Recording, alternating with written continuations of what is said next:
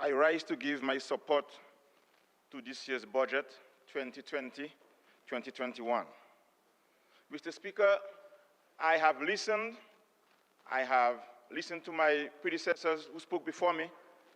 I have listened to the budget when the Prime Minister delivered it on Tuesday afternoon. And I have concluded that this budget provides a clear pathway for the continued development of this country. Mr. Speaker, presently, with the entire global economy on its knees due to COVID-19, when the global unemployment is at record levels and livelihoods threatened, our country needs innovative ways to chart the course through these unsettling and raging times. Mr. Speaker, we are in turbulent waters, and this year's budget provides a steady ship so that we could traverse these waters. This budget provides opportunities for Dominicans and it is forward-thinking and is nothing short of excellent, Mr. Speaker. Mr. Speaker, from where I sit in the Ministry of Health, I know what COVID-19 has done to our economy and the world's economy. The world has been forced to operate business under difficult circumstances. It has created a new normal that is both unfamiliar and unsettling. Mr. Speaker,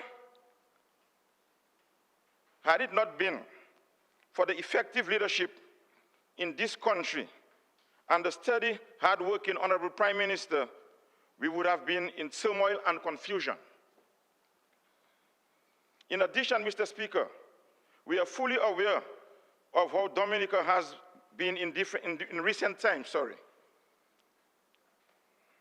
We have enjoyed unprecedented growth, revolutionary housing that has been the envy of regional partners, and agriculture that has grown leaps and bounds post-Maria. We can boast of a healthcare sector that has surpassed all expectations, a tourism sector investment that can only reap unblemished economic fruits, and social safety nets that keep vulnerable citizens and those that require support encouraged and satisfied, Mr. Speaker. Mr. Speaker, the vulnerable people in Dominica are receiving what they truly deserve from this government. This government found it fit to see the people that are 70 years and over, had never worked, never earned a pension, never earned any Social Security money, and decided through the goodwill of this government, the Labour Party government, led by Roosevelt Skerrit, to give these people $300 monthly. And this government is the only government in the Caribbean I know doing this. Mr. Speaker, I trust the work of my Prime Minister. I subscribe to his vision, and I will continue with him on the noble quest to develop this country. But, Mr. Speaker, I will zero in on what is most dear to my heart, the health sector. Having worked in the health for several decades, I can appreciate the work of the Ministry of Health. Without the engaging work of the Ministry of Health, things could have been very, very different. Mr. Speaker, because of the efforts and professionalism of Dr. Irvin McIntyre and his dedicated team and other frontline ministries, the Ministry of Tourism, the Ministry of National Security, we have been managing this COVID-19 together as a collective team. We have been able to manage this pandemic with zero loss of life. Mr. Speaker, we are in a situation now. We have several countries which they were. We have managed this pandemic with zero loss of life. Mr. Speaker, that's how this government, the Labour Party government, has approached all disasters. With promptness, with resilience, and with reliability. As we are being minded by Tropical Storm Erica, we have to remember that, and we have to remember Hurricane Maria before the COVID-19, All these will apply to all of the above. During Hurricane Maria, we saw what the recovery was like. We saw the recovery after post-tropical storm Erica. And now, during the COVID-19, which is a virus, it is not a disaster like a hurricane or an earthquake or a volcano. It is a virus, and this government is showing great leadership. And this leadership is, I suspect, being emulated throughout the Caribbean and possibly the whole world. Mr. Speaker, COVID-19 is a disaster that is unprecedented. It is affecting every sphere of this globe. I looked at the news yesterday, and I saw Austria is imposing its first lockdown since World War II, caused by COVID-19. Since World War II, Austria is now imposing a curfew in this country. This is to show you the magnitude of this COVID-19 on the globe. And Dominica, led by the Honorable Roosevelt Skerrit, is now showing the world exactly how to manage these disasters, including viruses. Mr. Speaker, let me take this moment to thank all my constituents of the Lap and Boutica dailies who have given me the opportunity to represent them in this House. Mr. Speaker, I promised my constituents that I would have given them best representation and undivided attention. And Mr. Speaker, that's exactly what I'm doing. You must remember that the outbreak of COVID-19 virus in Dominica started in my constituency, Lapland, Dillis, and Boutica, and zeroed in on the La Roche area. This panic amongst these people, my fellow people in this cabinet, and Dominicans listening, it was not easy. But as parliamentary representative and collectively with my people, we confronted this challenge head on. And the difficulty, or probably a blessing, it happened just a few months after the general election of 2019.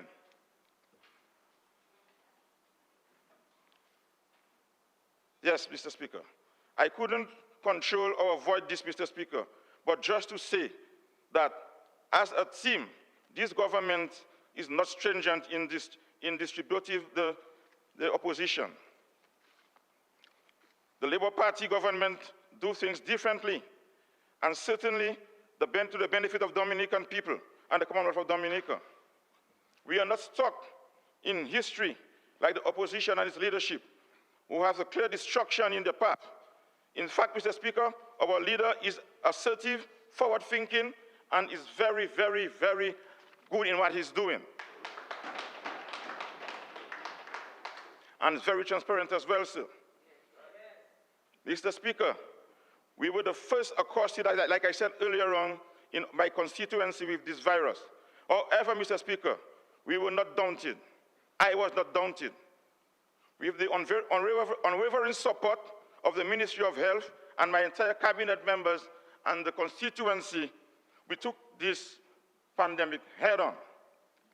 Therefore, Mr. Speaker, it is not as if I am just speaking about this pandemic just for speaking's sake. But I must commend our Prime Minister and our Minister of Health, Dr. McIntyre, for their astute leadership in dealing with this pandemic.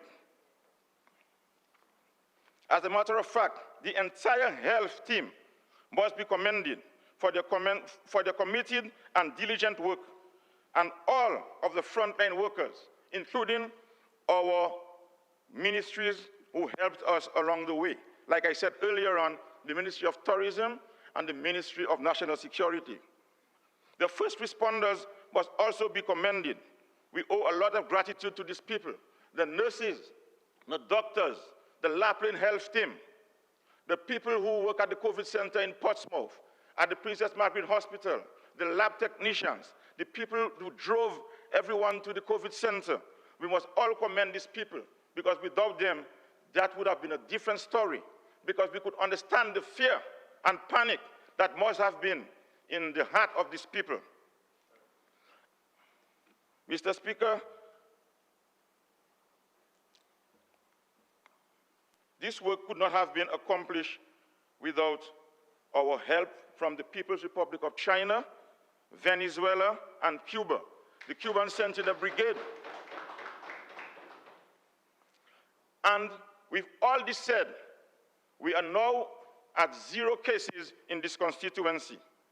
We adhered to the guidelines, and we protected ourselves and our comrades in no uncertain terms. We followed the rules, and we did what we had to do. And the Ministry of Health have commended the constituency of Lapland for what they have done in this pandemic. The Lapland people, Boetica people, and Dalis people are now free, and they are now COVID-free, and we are very happy about that. Mr. Speaker, I'm trusting that this country will continue moving forward. We will continue doing what we do. We will continue taking care of our people.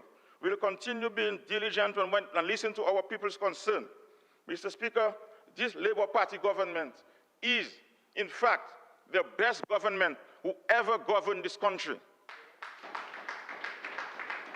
And Mr. Speaker, my constituency has benefited tremendously in the last financial year and is poised to benefit in this financial year. So let me outline, Mr. Speaker, some of the development interventions that have taken place in Dalis, Boetica, and Lapland. Presently, under the World Bank funded Agricultural Livelihood Project, farmers are getting support given to them by the World Bank. A ready source of fertilizers, including organic fertilizers, agrochemicals, and to support our farmers, has been given to the farmers in Lapland. Fertilizers, Mr. Speaker, and over 100 farmers in Lapland, Dalis, and Boetica have profited and have been given material, including cash, from this World Bank program. A number of livestock farmers will benefit and they will continue to benefit under the same World Bank program. Mr. Speaker, the Lapland Agricultural Training Center will be repaired with support from the World Bank funded project to foster greater opportunities for our farmers and to encourage them for further production so that we could feed our people and sell for the outer world. Just to say, Mr. Speaker, that $426,000 has been spent to fix and to put back in order the Dalis Toloma Cooperative building. This building is very important because Toloma, as what we call arrowroot, is one of the main cash crops in Dalis.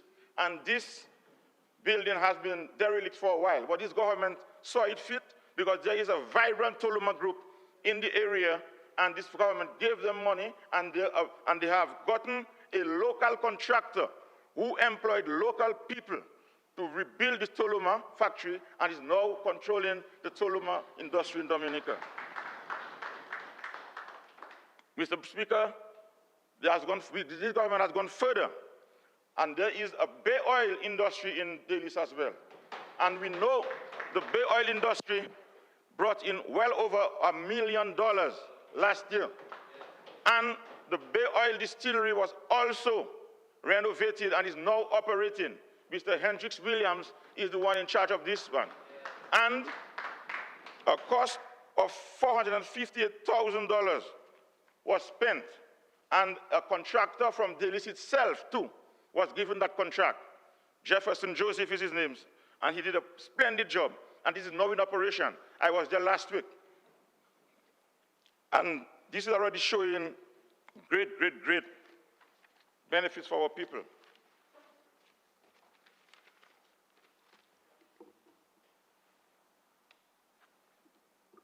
Mr. Speaker, our Honorable Minister for Public Works announced that we are going to do some road works and road repairs in this country.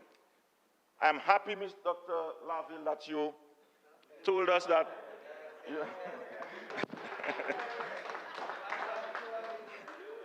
we are going to get this road from Laron Bridge to Dalis repaired and make it very motorable for our people. And under the constituency roads project, the Poway Road in Dalis is earmarked for repairs. And we are seeing other roads that needs to be done, but we're going with the Poye road first. And having said that, in Lapland, every single village road in Lapland was repaired during the last financial year. Every single one of them.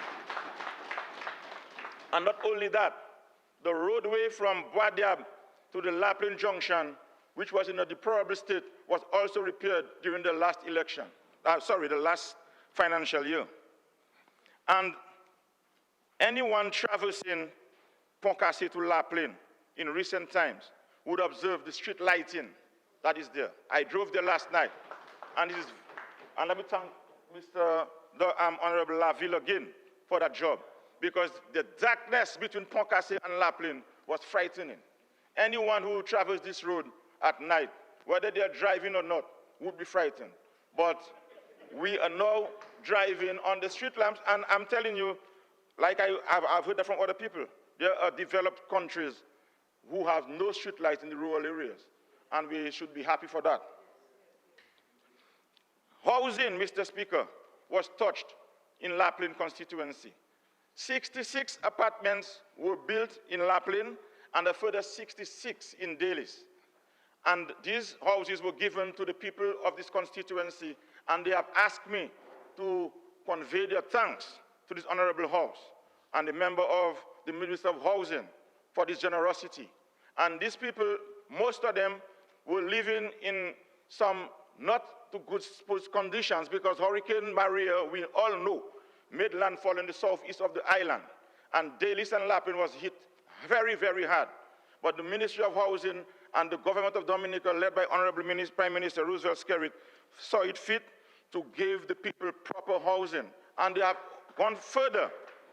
They have put a hurricane shelter in the building in Dalis. So when there is any hurricane threat or tropical storm threat, the people of Dalis know exactly where they could go. Because there is a large area within the apartment building in Dalis where there is a hurricane shelter. Besides the apartment buildings, there were homes built for individuals. 7 new homes were built in Dalis, and 8 new homes were built in Lapland. So not only did the government provide the housing in apartment form, they also gave them housing at individual form. So people of Dominica must know that the Lapland constituency is receiving its fair share of the pie when it comes to housing and agriculture and every other part of this Dominica government. Mr. Speaker,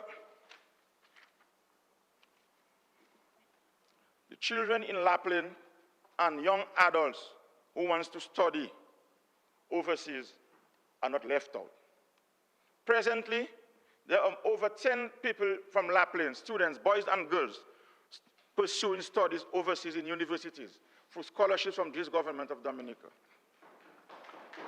And whilst I'm on that, the Lapland Primary School was named in the first 10 schools during the national assessment. And this result this year is one of the best results in recent times, I can tell you that. And there were a few scholarships given. Diego Blaise received a scholarship, and so did Davidson Beaupierre. And Cody Beaupierre Jr. received scholarships. I want to congratulate them. And in Dalis, also, I want to congratulate Delano Sorrendo, who lost his father in a tragic accident just last year, who received a scholarship, and Tisha Johnson.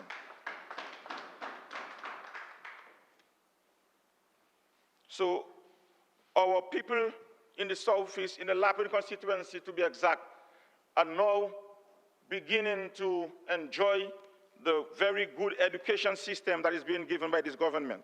And the Dalis government school is earmarked to be repaired, sponsored by the Canadian government, to a tune of over $1 million in this financial year.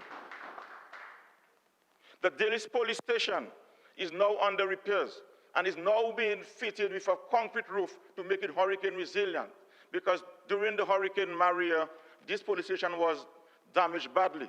But this government have decided to repair the police station and make it better. So the next time around, if we are hit by a hurricane, there will be no renting of any home for the Dillis police station because it is now being made more resilient. The Dillis police station is now being repaired to a tune of over $150,000. Mr. Speaker, water has been an issue in the Boisika area for quite some time and the Dillis area as well. But the water supply in Boisika is now being repaired, it's now being done to a tune of $1.3 million. And this water supply will go a long way because as we know, whenever it rains, everyone in the southeast, including Dillis and Lapland and Boisika, the water would always be dirty and there would be shortage of water. But with this new water system, this will be a thing of the past. The Lapland water supply was also upgraded to a tune of $1.4 million, and the intake was increased fivefold. This means that during heavy rains, the storage in the intake will be able to last for long enough so that the Dowasco people would repair and then we will have water in our storage tank we could use. Prior to that, whenever it rains, the pipes will be washed away and there will be no water for several days. But with the forward-thinking foresight of this government, they have increased that. They have built a new water intake, and the Lapland people will now be enjoying water even if it rains. Because I saw the intake myself, it's a massive intake. Plenty water in gallons. The new Laron Bridge is now in operation. Prior to this bridge in Laron, we all know that whenever it rained, no one could go to Dillis or Boisika, no one, because the bridge was very, very low and narrow. But if you come to Laron now, you could see a massive bridge. And when it rains, all I do is park on the bridge and watch the little river. And I laugh.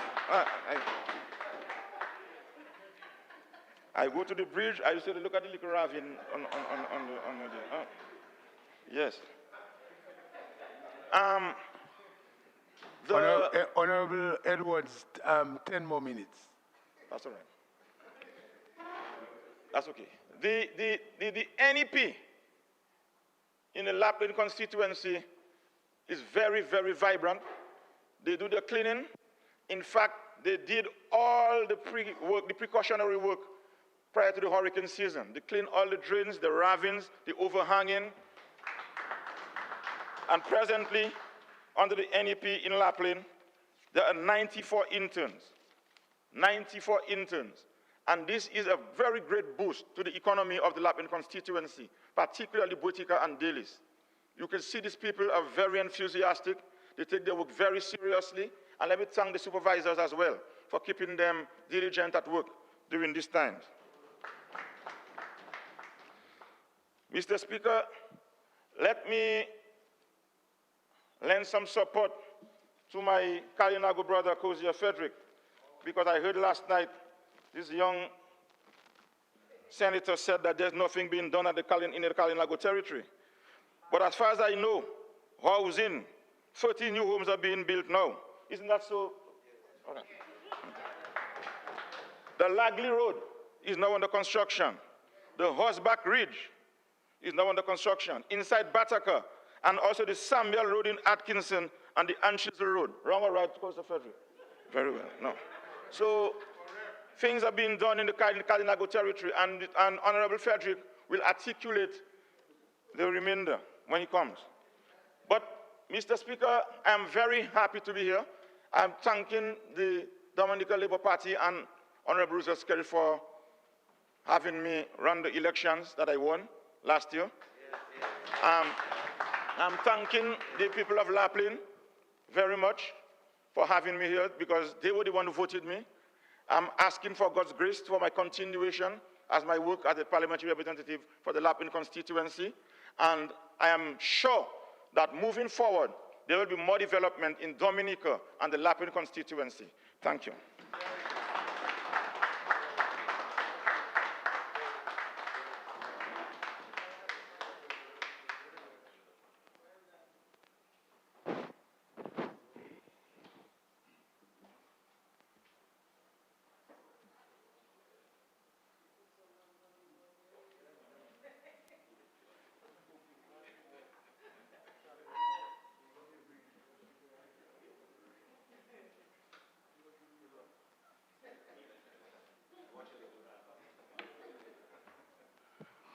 Mr. Speaker, I rise to give my unwavering support to this 2020-2021 budget put before this honorable House. Mr. Speaker, this budget reflects deep thought and consideration and is balanced and far-reaching in my opinion. This is a plan that can not only ease the economic hardship brought on by Hurricane Maria and COVID-19, but it will also steer our country to economic prosperity. Mr. Speaker, these are challenging times. However, this is a government with a strong track record, especially when it comes to maneuvering through times like these. Mr. Speaker, I may be young, but never before have I seen a government go through so much adversity, be it Tropical Storm Erica, Hurricane Maria, and now COVID-19. And it is because of the leadership of our Prime Minister, Honorable Dr. Roosevelt Skerrit, and his hard-working cabinet that we have been triumphant, and we will continue to triumph and propel our country forward today. We are all painfully aware that COVID-19 has taken its toll on the world, causing death, illness, and economic despair. The pandemic has negatively affected global economic growth beyond anything experienced in almost 100 years. It is estimated that the virus could cut global economic growth by 3 to 6% in 2020. Regionally, the impact of COVID has been seen virtually across all sectors, from tourism to manufacturing to health to education and creative industries. Here in Dominica, it is much of the same. Yet still, against this seemingly bleak backdrop, here is a beacon of light, a budget carefully crafted by our visionary leader and Prime Minister.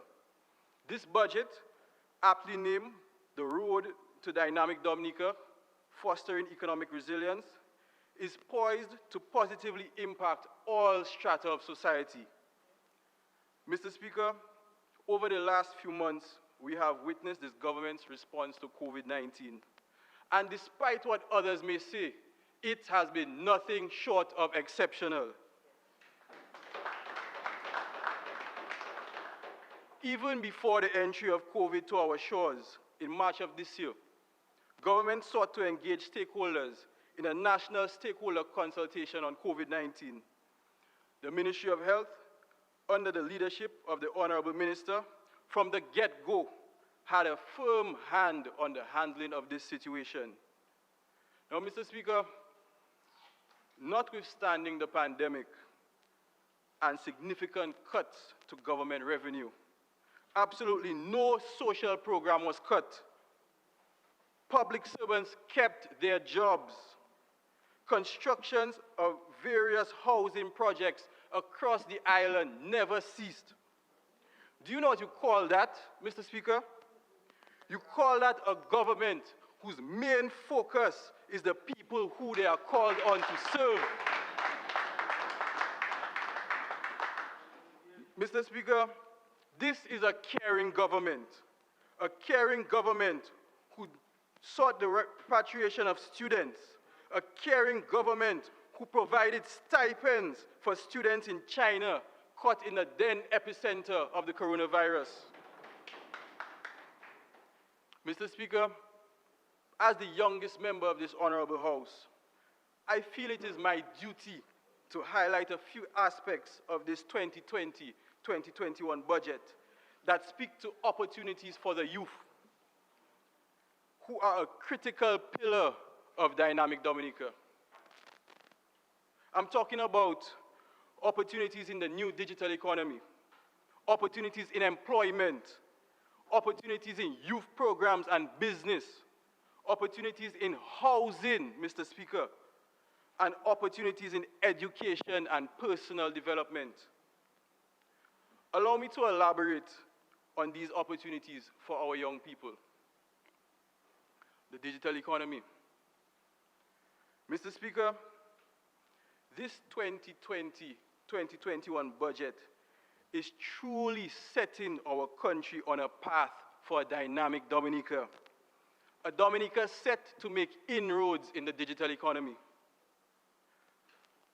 After hearing the Minister of Public Works and the digital economy on Wednesday, it is safe to say that we are already well on our way.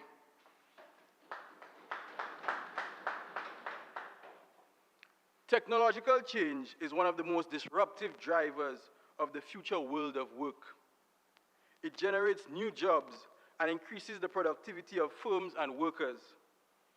The digital economy opens a host of new possibilities for our young people. This budgetary allocation of $4 million for the operation of the digital economy ensures that Dominicans will be able to take advantage of these many opportunities. Mr. Speaker, according to the International Labour Organization's Global Youth Employment Study of 2020, and I quote, "Equipping young people with technical skills that are in high demand, together with life skills such as communication and teamwork that enhance their general employability, is crucial, even for non-technical roles such as customer service or sales. Job applicants are increasingly expected to possess digital skills." This is exactly what the Work Online Dominica initiative is all about. Building the capacity of young Dominicans in an effort to make them more competitive in the online job market. The focus on the digital economy is in line with some of the objectives outlined in the National Resilience Development Strategy, which are to promote adaptation and use of science and technology, and to further broaden and deepen integration of Dominica into the region and the world. Now, Mr. Speaker, the NRDS, which is a 10-year plan, will take us to 2030. However, here we are in 2020, and this government is actively working towards achieving these goals. This is testimony to a government which is not only visionary, but action-oriented as well.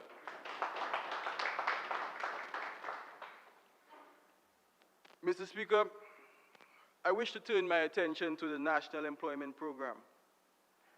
The NEP continues to provide an avenue for Dominicans to work hard, gain experience, and positively contribute to their institutions and the country by extension. The genesis of this program was to tackle the issue of youth unemployment. This is exactly what this program is doing. Scores of Dominicans have graduated out of this program and have found jobs across all sectors, both in Dominica and out. Today, we have seen the National Employment Program grow by leaps and bounds, impacting positively both public and private sector and across all levels. Mr. Speaker, the NEP also provides much needed direction for young people in the area of career development. I consider myself a proud product of the National Employment Program. Fresh out of the Dominica State College, I had the opportunity to work as an intern with the then Ministry of Commerce. There I found my passion for business development. I then left Dominica to further my study, build my knowledge and capacity, and came back to develop my country in that field. Had it not been for the NEP and the direction that it provided me, there is a possibility that I may have never found my true calling.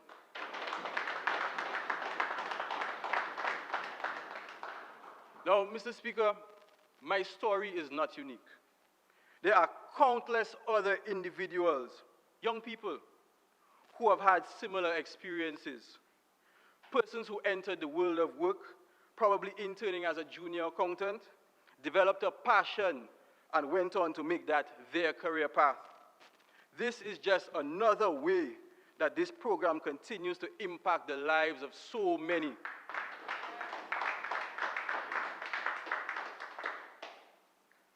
The NEP has a budget allocation of $9.5 million. This means that a further $9.5 million will be circulated in the Dominican economy. Many more Dominicans will continue to be positively impacted in their own unique way. Mr. Speaker, I've heard in the past people try to downplay segments of the NEP as less important than others. However, as a young man, I see equal value in everything. Every single job is important.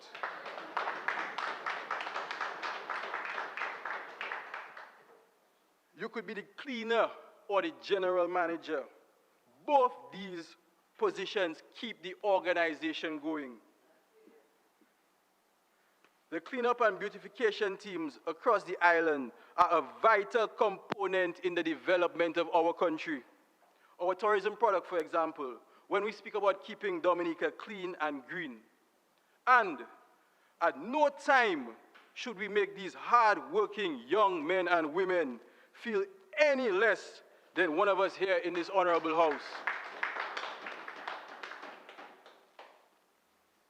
Mr. Speaker, I now turn to youth programs and the Dominica Youth Business Trust, which is indeed very close to my heart. The Ministry of Youth Development and Empowerment, spearheaded by Honorable Minister Dr. Addis King, continues to invest heavily in the development of young people. The $500,000 budget allocation re-emphasizes this fact through the renovation of several youth centers. Through the youth division, young men and women continue to be trained in various competencies. The Youth Skills Training Program gives young people a chance to learn, find employment, or create their own employment. Mr. Speaker, it is a well-known fact that no government can provide jobs for all of its citizens. Now, this government recognized that years ago and launched the Dominica Youth Business Trust as one of its measures to develop viable small businesses. The DYBT plays an integral role in fostering entrepreneurship. The trust has served as a launch pad for a number of successful entrepreneurs over the last 16 years. Through its loan guarantee facility, clients are able to secure loans of amounts not exceeding $20,000. During this past financial year, the DYBT has trained over 100 young entrepreneurs under its various programs. This government continues to support the Dominica Youth Business Trust. Mr. Speaker, in this year's budget, an allocation of $271,000, a grant by the UK Aid Sky Project for the training of 100 young people desirous of becoming entrepreneurs. This project fits well with the government's overall aim of youth employment and empowerment. Mr. Speaker, I wish to turn attention briefly to manufacturing. Mr. Speaker, the removal of VAT and import duties on packaging, labeling, equipment and machinery for manufacturing is of great significance to our manufacturers, many of them who are small, young agro-processors. Mr. Speaker, with respect to agriculture, there has never been a better time for a young person to be involved in agriculture. There is strong support from the Ministry of the Blue and Green Economy, Agriculture, and National Food Security, Mr. Speaker. I wish to turn now to housing. This government has invested tremendously in housing units for Dominicans. Very recently, we saw the handing over of several homes in the East. These families can now sleep well at night, knowing that they have a resilient home, especially as this is an area considered to be fragile. This is a fundamental principle of this Dominican Labour Party government, to make sure that Dominicans feel safe. The massive budget allocation of over $117 million will ensure the continued transformation of our housing sector.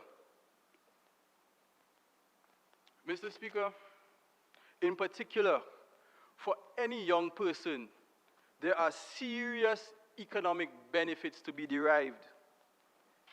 Imagine a young man now not having to undertake the financial burden of a mortgage.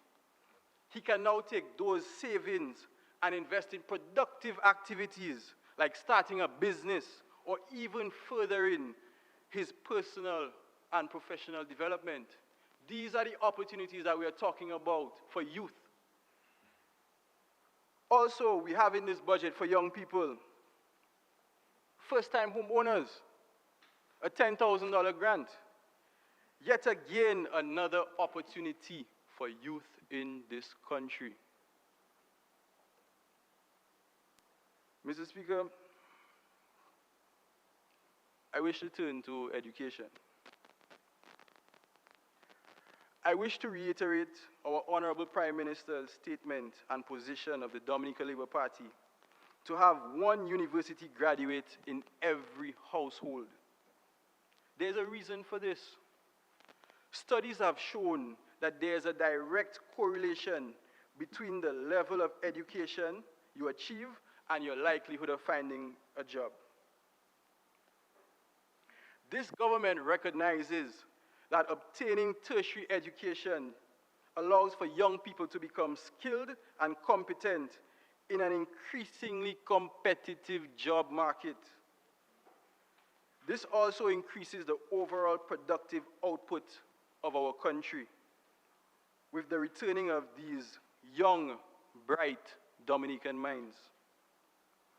With the over $1.1 million allocated for scholarships and the student support scheme, it is evident that this government is serious about providing opportunities for us youth to further our education.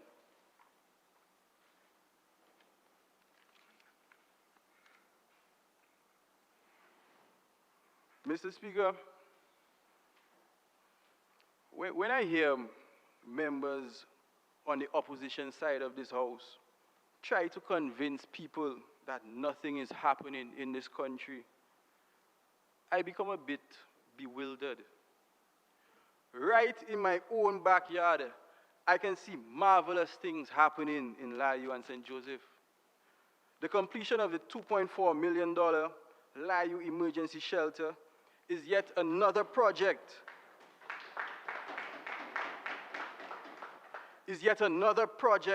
Which will assist in further bolstering our resilience as a nation. People from Layu now have peace of mind, knowing that there is a safe, climate-resilient shelter in the event of any unfortunate weather system.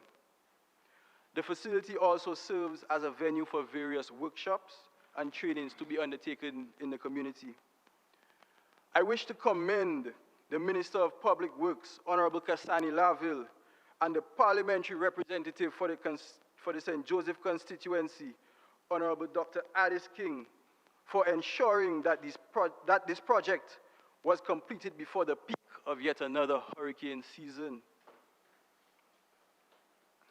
Mr. Speaker, thanks to the outstanding representation of the parliamentary representative for the St. Joseph constituency, as we look to the future for this upcoming fiscal year, several major infrastructural projects, including the York Valley to Pocasset road rehabilitation, are set to materialize.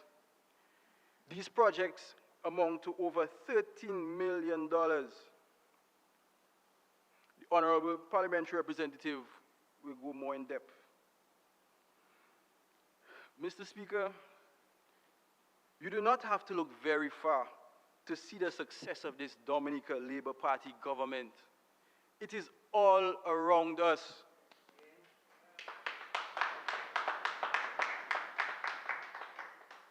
I follow the programs on GIS, and it excites me to see what is happening in our country.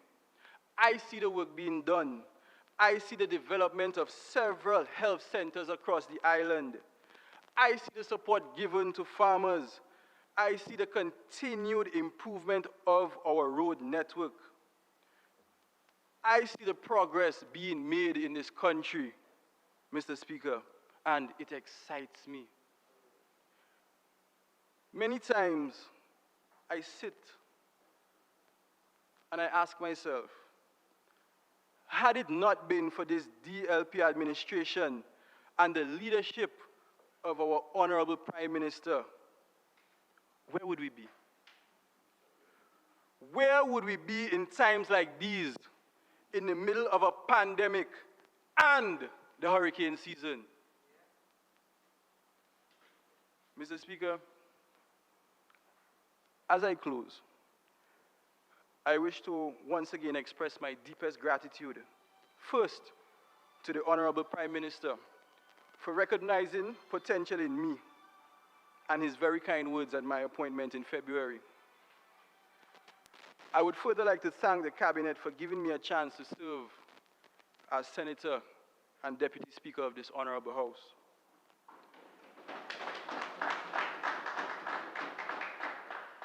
I commit to making a meaningful contribution to this Honorable House and the development of our land, Dominica. Mr. Speaker, seeing the number of young persons sitting on this government side of this Honorable House is both inspiring and encouraging.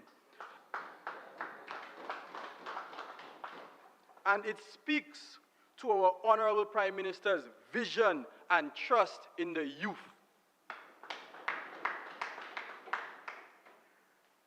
The future is bright for our youth, Mr. Speaker. Finally, I wish to leave with this one quote before I end, by famous motivational speaker, Brian Tracy. It sums up the last 5 years of this administration under our Honorable Prime Minister. And I quote, "The true test of leadership is how well you function in a crisis." I repeat, the true test of leadership is how well you function in a crisis. Once again, I support this budget put before this Honorable House. May God continue to bless our Prime Minister and Dominica, especially during this hurricane season. I thank you.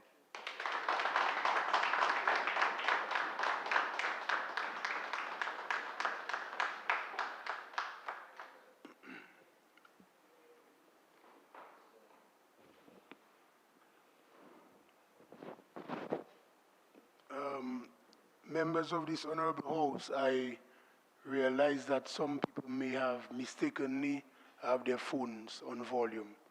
I think you should look at this. And I would like to take this opportunity to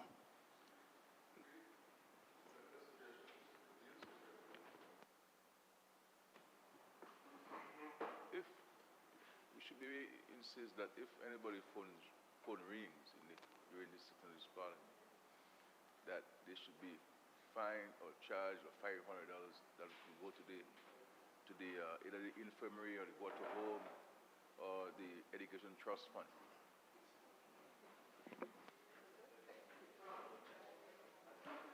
Seconded, Mr. Speaker. it have been moved and seconded that we're going to take it serious. Yes, we put the details together. But honorable members of this House, I wanted to take this opportunity to, before the Honorable Minister for Agriculture delivers, to commend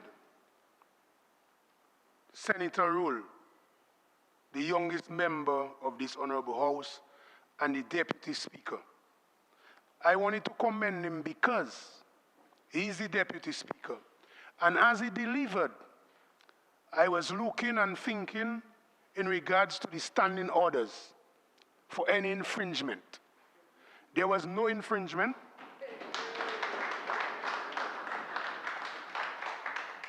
He was respectful, well-researched, intellectually sound, and convincing.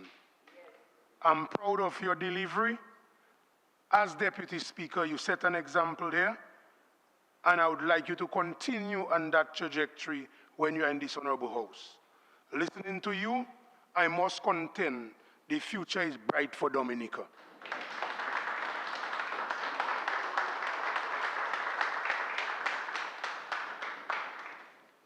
I now recognize our Minister for Agriculture,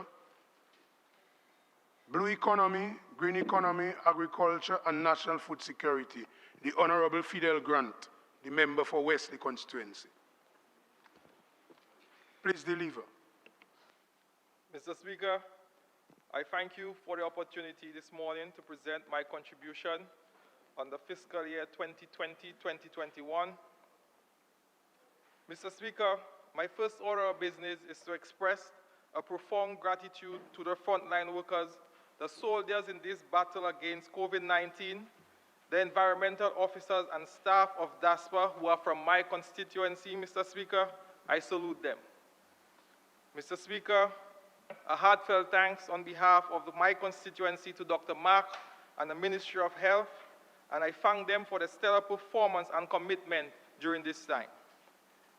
Mr. Speaker, as I'm on the subject of COVID-19, when I look around, Mr. Speaker, across the world, it's a struggle containing and controlling the COVID-19.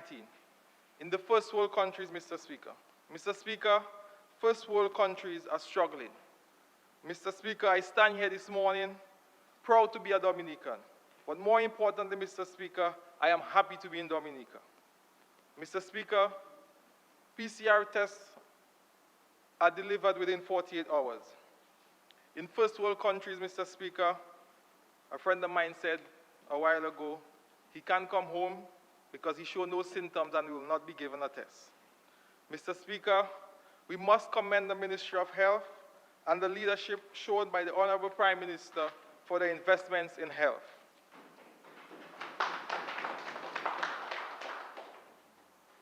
Mr. Speaker, I join my colleagues in expressing a profound thanks to the public officers who prepared this budget, also to the Dominicans of the corporate community and the young people for their contributions. Mr. Speaker, I was fortunate to be a part of a number of discussions which was held with the Prime Minister and other sectors of our society in the preparation of this budget. I am sure that many are pleased today that their visions and ideas have been captured in the estimates for the upcoming fiscal year. Mr. Speaker, I must say that my first experience of the national budget preparation was indeed instructive. For many months we met for long periods, planning, strategizing, and researching on the measures and policies which are practical and empower our citizens for each one of them, Mr. Speaker. Mr. Speaker, I am confident that we are indeed on the road to a dynamic Dominica. Mr. Speaker, this Labour Party administration will achieve an economic resilience in this country.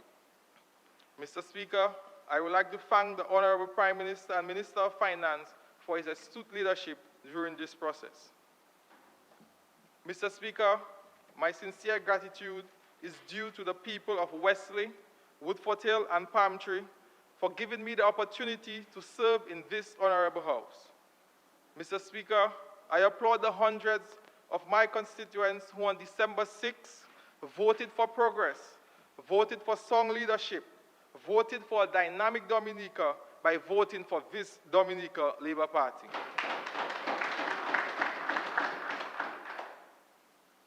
Mr. Speaker, I made a promise to the people of my constituency, a commitment that I will help them to achieve.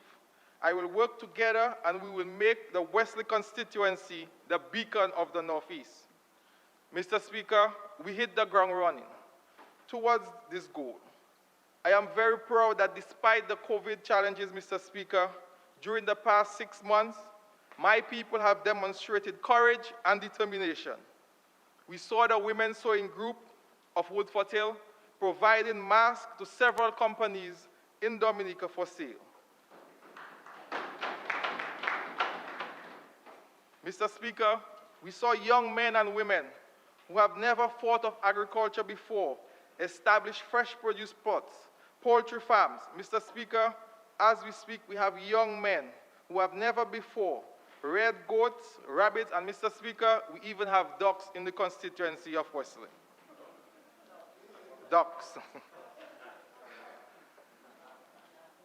Our women have taken to backyard gardening with a passion, and we are able to sell fresh vegetables, and they are able to earn a living to feed their children. Mr. Speaker, the international airport. Mr. Speaker, the long-awaited international airport will be located in the Wesley constituency. Mr. Speaker, the beacon of the international airport will indeed shine brightly in our constituency. Mr. Speaker, we are ready to make payments to our crop farmers who will be displaced. We are finalizing evaluations for residential and other landowners.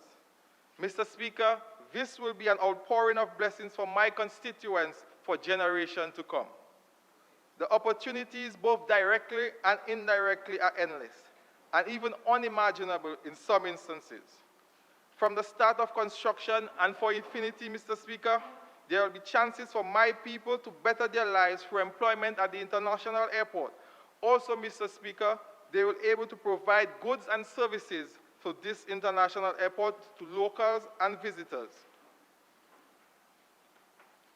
On another occasion, Mr. Speaker, we will delve deeper into the details of the international airport, but we look forward to the commencement of work.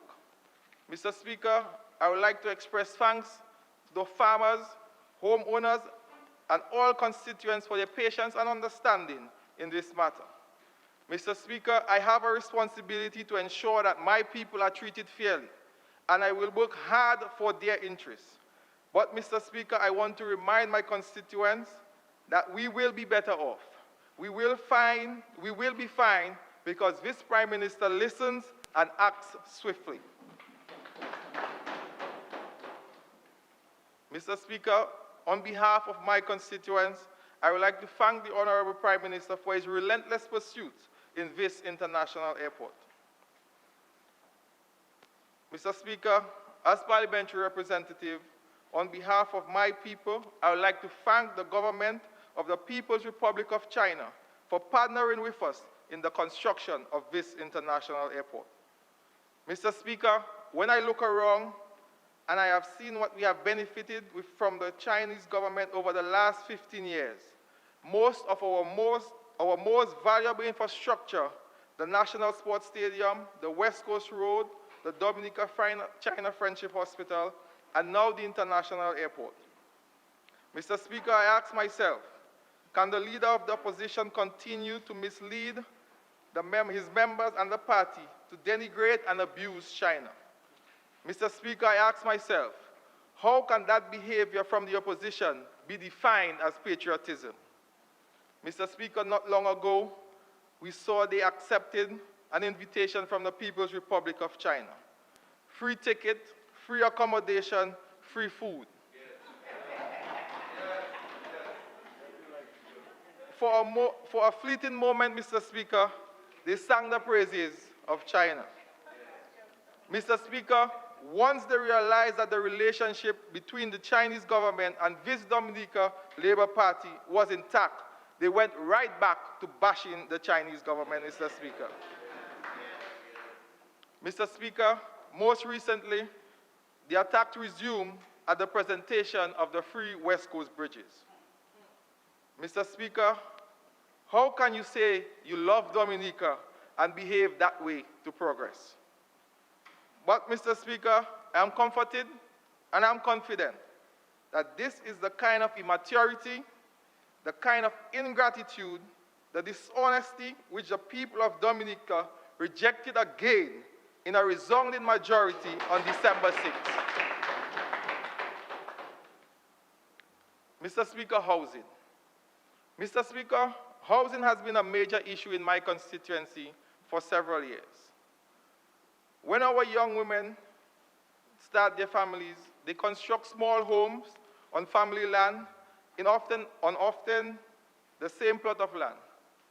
The reality is that for generations, our young women are unable to go out and command jobs on the market because they have young children and they were not able to complete school.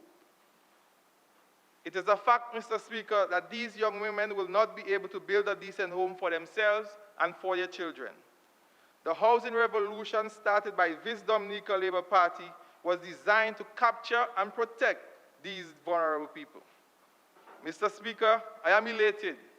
I am happy that we have begun preparation on the Londonderry site for construction of an initial 32, 3, and 4-bedroom units. We will commence construction in the coming weeks, Mr. Speaker. Over 120 people from Wesley will benefit from this program. Mr. Speaker, in Woodford Hill, just 2 weeks ago, I did a walkthrough with the senior minister and other ministers and other assistant staff in the Ministry of Housing, Mr. Speaker, and we'll be constructing another 32, 3, and 4-bedroom units in the village of Woodford Hill, Mr. Speaker. Mr. Speaker, I have the commitment of the developers and the Minister of Finance that we will utilize local labor to build these units. The contractors and skilled men, laborers will be hired from Wesley, Woodford Hill, and Palm Tree. Mr. Speaker, I therefore take this opportunity to urge the young men of my constituency, the electricians, the plumbers, the masons, please sharpen your skills. We have work to do. Mr. Speaker, we are in the hurricane season, and I must express profound thanks to the Honorable Prime Minister and Minister for Finance for making available funds for us to complete construction of homes and strengthen roofs where possible during this hurricane season. Mr. Speaker, we have begun work, and these projects will be done by contractors and laborers and skilled men of the Wesley constituency. Mr. Speaker, the Wesley constituency is on a path of transformation, and we will certainly be part of a dynamic Dominica.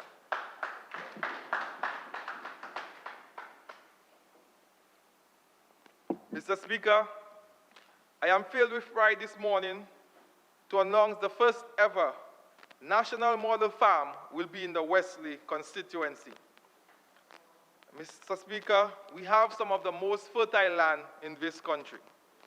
Mr. Speaker, under my stewardship, I will work with our young people to return to the farm to create opportunities for themselves and make a decent living from the land.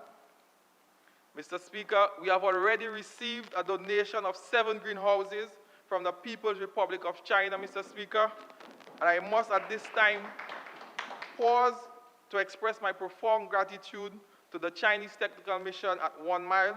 Mr. Son and Sabrina and the rest of the guys have been most helpful in providing technical assistance to the farmers of Dominica. Mr. Speaker, the model farm will start with an initial 12 acres of land and eventually move to occupy another 40 acres. Mr. Speaker, within 2 weeks, we will begin clearing and preparation work. Mr. Speaker, we will partner with the Chinese Mission and the World Bank to provide technical support for this model farm. On the model farm, Mr. Speaker, we will utilize modern practices and ensure that we have a consistent supply of crops like ginger, turmeric, and a wide variety of spices, vegetables, and fruits, which are traditionally deemed as seasonal crops. Mr. Speaker, we are partnering with the Ministry of Tourism to make this model farm an agrotourism site, where locals as well as tourists can walk through the farm to gain an experience of planting, harvesting, experience picking and eating fresh fruits and vegetables, and explore the farm. Mr. Speaker, on the model farm, visitors will be able to choose from the herbs and spices available and have their tea brewed on site. Mr. Speaker, tourists will also have the option of selecting fruits and vegetables and create fresh vegetable salads, fruit bowls, fruit juices, and smoothies. Mr. Speaker, visitors will also be able to purchase meals cooked from fresh produce and meat from the farm. Mr. Speaker, this model farm will create employment for the people of my constituency directly and indirectly. Initially, we'll employ 20 persons and expand as time goes by. The activities on the farm will stimulate the local economy through the sale and purchases of produce from the farm, Mr. Speaker. There will be a circulation of foreign currency once the farm begins to operate as a tourist site. Mr. Speaker, there is considerable potential to be harnessed from the model farm. Mr. Speaker, I submit to you today that this is an example of fostering economic resilience. Mr. Speaker, the Honorable Member for Granby has indicated he wants to get rose breadfruit on that farm as well.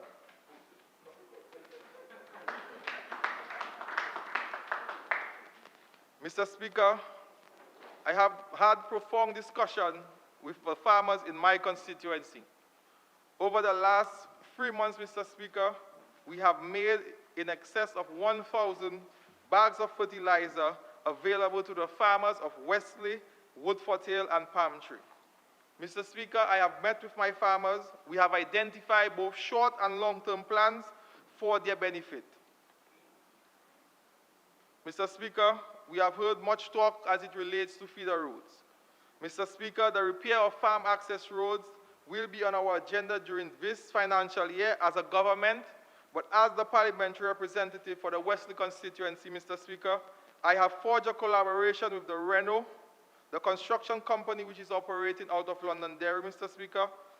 They have agreed to assist in making more access available to our farms, Mr. Speaker. One of the most productive areas in Wesley, an area we call Mango Gutter, is already under construction and should be completed very soon. Mr. Speaker, we have also seen the rehabilitation of Paradise View Road. We have also seen the complete resurfacing of the Sparrow Junction to Joe Burton Road and the complete resurfacing of the much talked about Woodford Hill Main Road. Mr. Speaker, one of the requests from my constituents is that we form a productive cooperative. Therefore, I have engaged a cooperative division over the last few weeks, and we have begun training in the Wesley and Woodford Hill area, Mr. Speaker. Soon we'll establish a full-fledged cooperative which will comprise of farmers, fisherfolk, seamstresses, shop and restaurants owners, among others. Mr. Speaker, we intend, through the cooperative to seek grant and funding from external organizations, especially for our women farmers and our entrepreneurs. Mr. Speaker, at this time, I would like to express my profound thanks to Ms. Canoville and the staff of the cooperative division for the guidance and support that they have provided through this process. Mr. Speaker, there is renewed energy and hope in the Wesley constituency.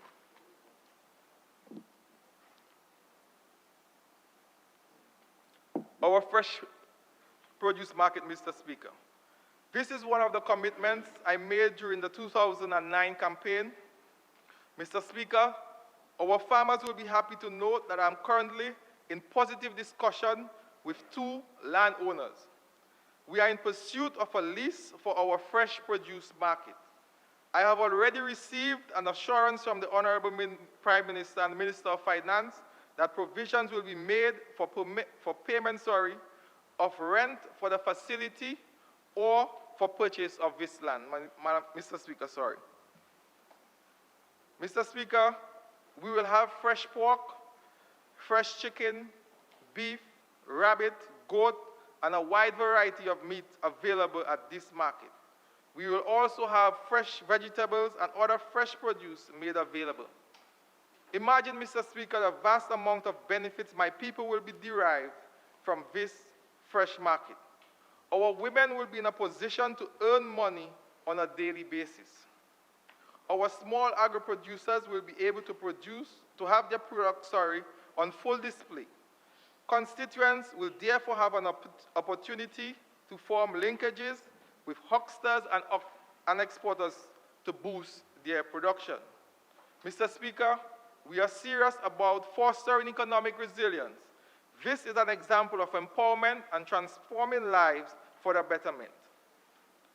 Mr. Speaker, our sporting facilities. Mr. Speaker, our sporting facilities in this fiscal year will see some upgrade. The rims for the Wesley basketball hard court has been shipped and will be on island within 2 weeks. Mr. Speaker, the Woodford Hill basketball court, funds are available for purchase of rims and resurfacing of the hard court.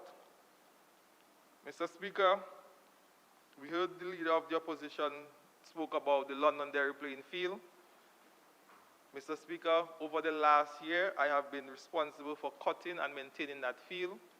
We recently experienced some difficulties with the machine, but Mr. Speaker, I stand here proud to inform the young men and women of the constituency that we have procured a heavy-duty lawnmower, and it will be used for the maintenance of the Londonderry playing field, and the cricket pitch will be restored.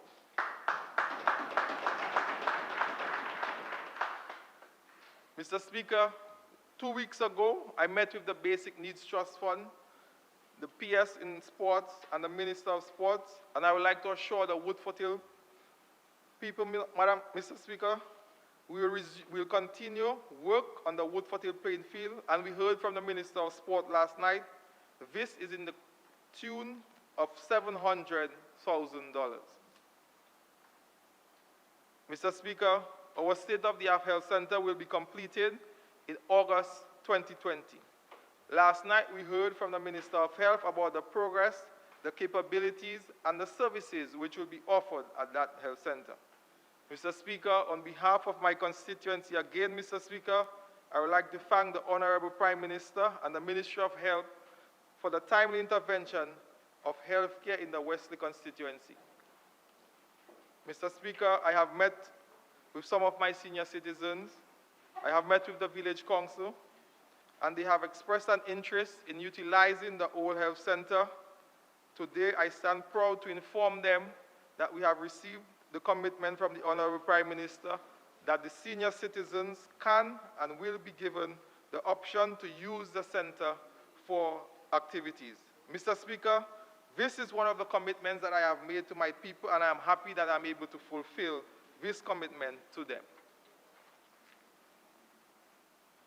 Mr. Speaker, education. Mr. Speaker, presently, we have over 20 students from my constituency who are at different universities, and largely due to the financial aid they receive from this government.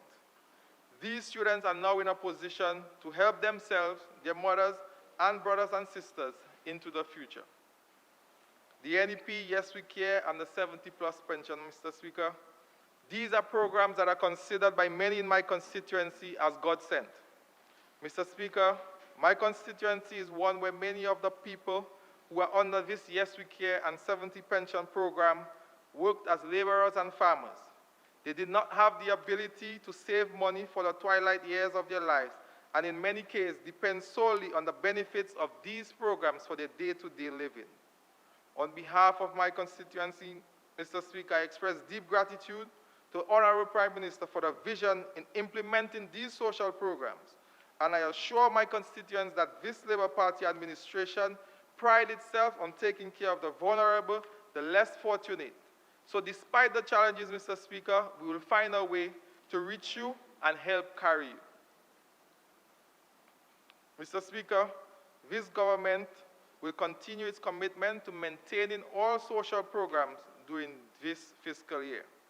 Mr. Speaker, care packages. Mr. Speaker, over the last month, I have been fortunate to receive on behalf of the constituents over 1,000 care packages, Mr. Speaker. Mr. Speaker, this was distributed to the constituents of the Wesley constituency. Mr. Speaker, note that I said constituents and not labor rights, because we in this Labour Party continue to practice our motto, all shall eat.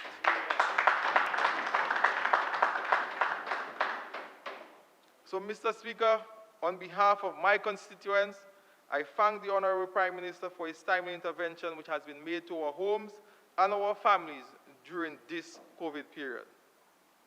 Mr. Speaker, COVID-19 has restricted our movement, and the people of Wesley Woodford Hill continue to show that they have the energy to persevere during this fiscal period. We will continue to see great things happen in this constituency. Mr. Speaker, I commit to my people that we will create sustainable jobs for them in the constituency. Mr. Speaker, thanks to the policies and programs of this administration, we will make good on these promises. Mr. Speaker, the Wesley constituency will grow with dynamic Dominica.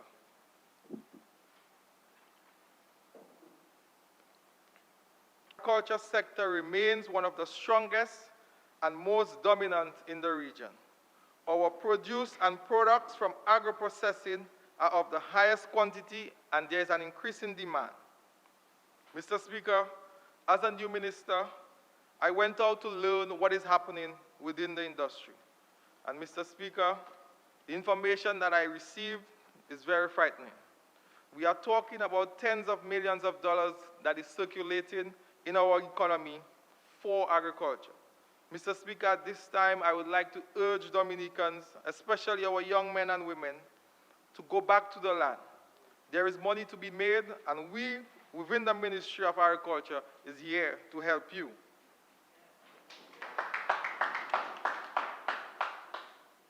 Mr. Speaker, I was encouraged by this information because it confirmed what we know. The investments made by this government into agriculture is bearing fruit, but most importantly, money is being made, and there is much more money to be made in agriculture in Dominica. Mr. Speaker, the opposition continues with their message of doom and gloom. To pronounce that this government is not investing in agriculture, but the records show differently. They ignore the information, or they refuse to provide the people with accurate data. Mr. Speaker, there is a multitude of concessions and assistance available to farmers. This government has created an environment where the farmer can prosper, Mr. Speaker. Mr. Speaker, the VAT Act of 2008. This piece of legislation, Mr. Speaker, exempts hundreds of farming and fishing items, seedlings, cuttings, fertilizer, machine, other equipment used, greenhouse. Mr. Speaker, it's a long list. And they are all exempt from VAT, Mr. Speaker. Mr. Speaker, as the Minister for Agriculture, I am proud when I drive the roads and I see FA on the license plate of many vehicles, Mr. Speaker. Mr. Speaker, in the last 5 years, the government has foregone revenue just over $4 million on farm vehicles alone. Mr. Speaker, a farmer interested in buying a new pickup will qualify for a savings of $30,000 to $35,000, Mr. Speaker. Mr. Speaker, over the years, a number of farmers have accessed loans from the aid bank at 2% and 0%. Mr. Speaker, these are just some of the concessions that are available to farmers in Dominica. Mr. Speaker, these investments are bearing fruit. We are recording constant increases in production. Mr. Speaker, through the ministry's input and support, we have provided quality seeds as well as technical assistance. Mr. Speaker, we have seen production increase by 16.7% from 2018 versus 2018-2019. 2019, Mr. Speaker, 2020.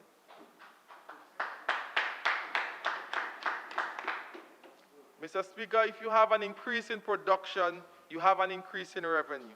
Mr. Speaker, coupled with the increase in production and the increase in revenue, I am happy to report that we have seen an increase in the number of persons farming.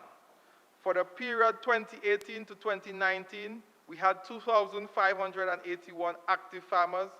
Mr. Speaker, 2019-2020, we have recorded 2,748 farmers, an increase of 6% over a one-year period. Mr. Speaker, just in my constituency, a number of people have taken to farming and livestock. I am certain that we will see a significant increase in this fiscal year. Mr. Speaker, livestock production. We have seen sales in the abattoir for broilers, to the tune of over 300,000 in the last fiscal year. We have seen sales as it relates to pig, Mr. Speaker, in excess of $355,000. Mr. Speaker, if you notice, I have one common theme: increase, increase, increase. Mr. Speaker, on Tuesday, the Prime Minister offered the abattoir at a lease of $1. Mr. Speaker, since that announcement, I have received one international call, one regional call, and 2 local calls expressing interest in the abattoir. Mr. Speaker, we are not surprised that we are reaping increases because we are aggressively invested in the industry. Mr. Speaker, during the last financial year, 2019-2020, we distributed just over 400 tons of fertilizer to the farmers across the country. Mr. Speaker, I would like to pause to express my thanks to the government of Morocco for their continued support in this program. Mr. Speaker, passion fruit wire, water drums, knapsack, rabbit wire, barbed wire, sheep and goat fencing wire. Mr. Speaker, the items I have just listed total just over $3 million, Mr. Speaker. That is a saving to the farmers. That is an investment in the agriculture industry, Mr. Speaker. Mr. Speaker, we hear often about tree crops and the extension of a program. Mr. Speaker, in the last fiscal year, under the tree crop expansion program, the ministry has distributed 26 varieties of seedlings, over 1,900 avocado plants, 5,000 cocoa plants, over 4,000 citrus plants, 1,000 dwarf nut plants, Mr. Speaker. The value of these plants and the saving to farmers, Mr. Speaker, is in excess of $700,000.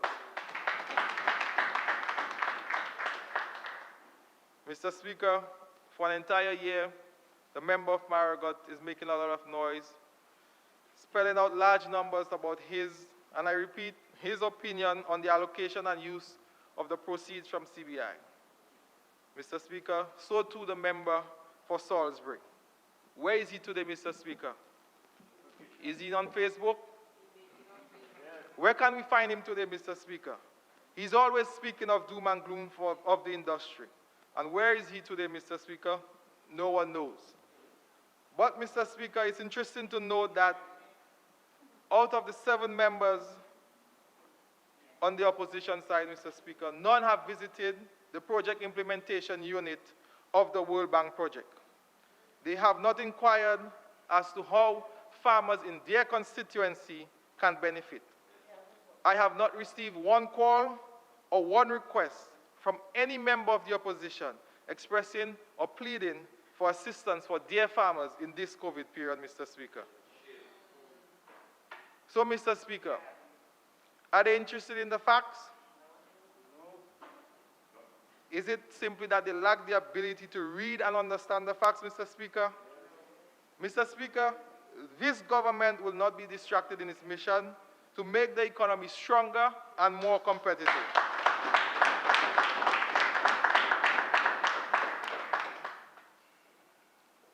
World Bank project, Mr. Speaker. Mr. Speaker, one of the major interventions by the Honorable Prime Minister post-Hurricane Maria was securing from the World Bank part grant, part loan in the amount of $67.5 million just for agriculture, Mr. Speaker. Mr. Speaker, I am pleased to report that this program has already started to yield benefits for our economy and are changing the lives of farmers and their families. Mr. Speaker, I will just highlight a few of the program's achievements to date. Mr. Speaker, we have distributed over 912 small and motorized equipment, totaling a value of $379,000. We have distributed over 45,000 bags of fertilizer at a value of $4 million. Mr. Speaker, in this fiscal year, we are expecting $5.9 million worth of small tools to be distributed amongst our farmers.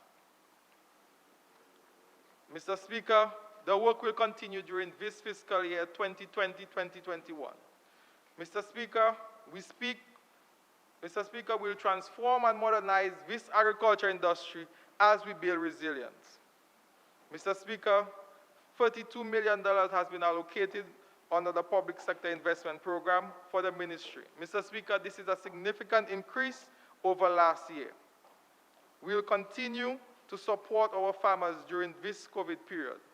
Mr. Speaker, some of the interventions that we have made during this COVID period includes 1,000 micro farmers will receive seedlings, fertilizer, tools, and agrochemicals valued at $500 per household. Mr. Speaker, farmers will receive a cash grant for small farmers of $700, medium farmers $1,400, large farmers will receive $2,800. Mr. Speaker, the budget for this component is estimated at a value of $3.5 million. Mr. Speaker, I am pleased to inform this Honorable House that a few weeks ago, over $500,000 was paid to over 300 farmers already, and this money, Mr. Speaker, is in their account. Mr. Speaker, the member for Marigot indicated that the program was political. But as usual, the member would not be able to point out one example of discrimination. Mr. Speaker, I will again reiterate that this process is free from any political interference, Mr. Speaker. Mr. Speaker, as I stand here this morning, we have 0 outstanding grievances filed by the farmers of Dominica against this project. Mr. Speaker, what this means is that the farmers are satisfied. Mr. Speaker, the member for Marigot, if he's interested, he can collect grievance forms at the Fisheries Complex in Marigot, at the Extension Office, and guide the farmers that he feels that have been aggrieved. Mr. Speaker, I will now turn my attention to infrastructural development and strengthening. Mr. Speaker, a key focus in this financial year is for us to modernize and restore key productive infrastructure and institutional strengthening. These interventions will be evident across the country. Tissue culture facility, Mr. Speaker. Mr. Speaker, very soon we will commence construction of a tissue culture facility at 1 Mile. This project will be financed with a grant, Mr. Speaker, of $13 million from the People's Republic of China. Mr. Speaker, we thank the government of the People's Republic of China and the Chinese Agricultural Mission for their continued partnership and contribution to the agricultural sector in Dominica. Mr. Speaker, this facility will result in improved quality and quantity of plants and material. Mr. Speaker, the multi-purpose pack house.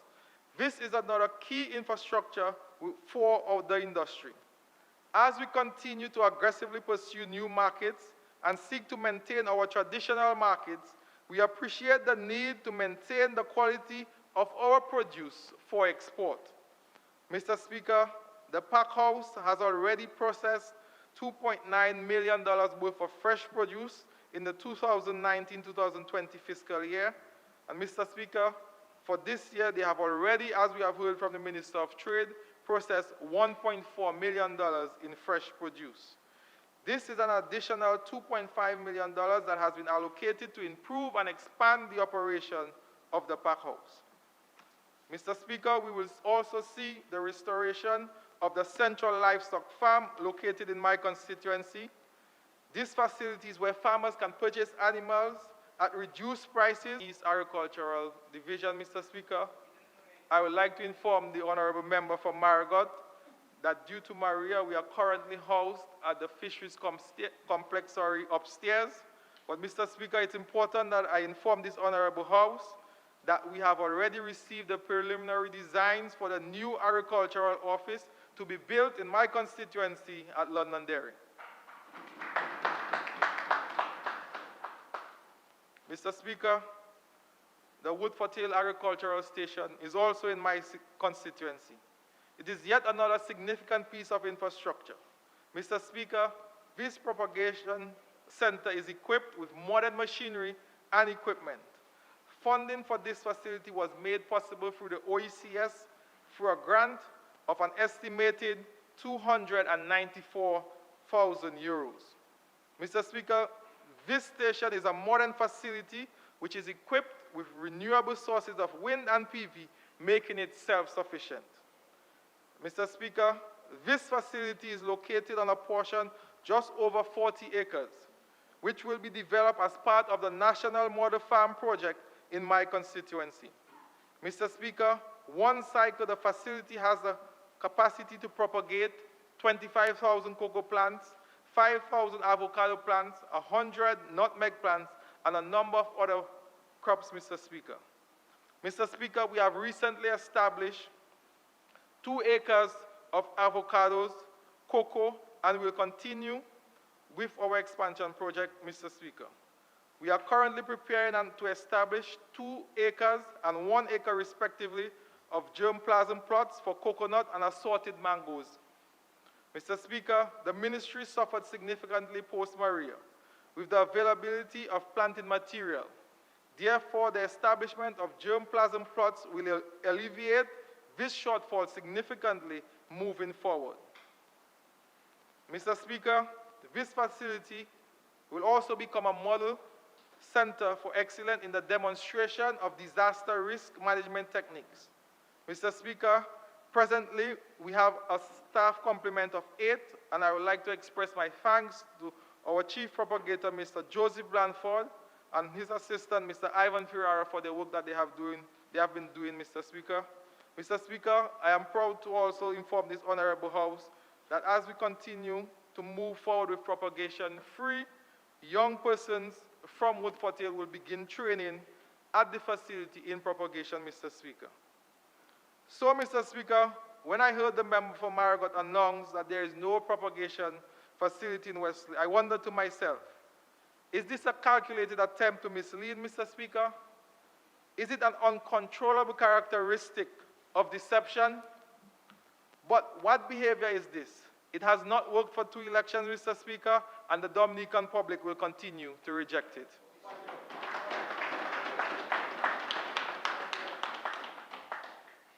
Mr. Speaker, the propagation and hardening facility at Londonderry, Mr. Speaker, will be rehabilitated in this financial year. The cocoa and drying facility. This facility, Mr. Speaker, is 80% complete and will provide significant support for the cocoa industry, which is blossoming again. Mr. Speaker, the hatchery at Belfast. This hatchery will be completed very soon. At this facility, we'll engage in aquaculture, Mr. Speaker. We'll produce prawns and other freshwater species to support our farmers at concessionary rates. Direct infrastructure support and farmers and boosts to our engines and fisher folk, Mr. Speaker. Our farmers will receive direct support under the component of the World Bank project, which we would see the replace and rehabilitation of damaged animal housing, Mr. Speaker. We also will see the replacement of boats and engines for our farmers who have been affected. We experienced some delays due to COVID, Mr. Speaker, but I'm happy to report that we have made some progress and we are expecting engines on island very soon for these farmers. Mr. Speaker, training. As part of our institutional strengthening, it is important that we build staff morale and capacity. In this regard, we have engaged the University of the West Indies to provide and design programs to support our extension officers, Mr. Speaker, and this will be implemented in this fiscal year. Mr. Speaker, as I end my deliberation on investments in the infrastructure strengthening, I have lost count. But, Mr. Speaker, I'm not sure if it's 10, 11 of these facilities that will be restored in this financial year. Mr. Speaker, I think this is significant and we should pay special attention to this, and the farmers and fisherfolk of this country will benefit significantly. Mr. Speaker, the blue economy. The blue economy is a new term to our ministerial portfolio. Honourable Minister, 20 more minutes. Thank you, Mr. Speaker. Mr. Speaker, the blue economy is a new term to our ministerial portfolio, but Mr. Speaker, this government has always recognized the importance of ocean and marine life to our economy. Mr. Speaker, we have had fruitful discussions just this week with Baroness Scotland of the Commonwealth, National Geographic, and many other organizations who have expressed interest in working with the Commonwealth of Dominica in building its blue economy. Mr. Speaker, earlier this week we heard about the reduction in fish. Mr. Speaker, as Minister responsible for fisheries, Mr. Speaker, I can say there is no doubt that the investments of this government, Mr. Speaker, are bearing fruit. Mr. Speaker, the investment in fads, the investment in boats, the investments in engines.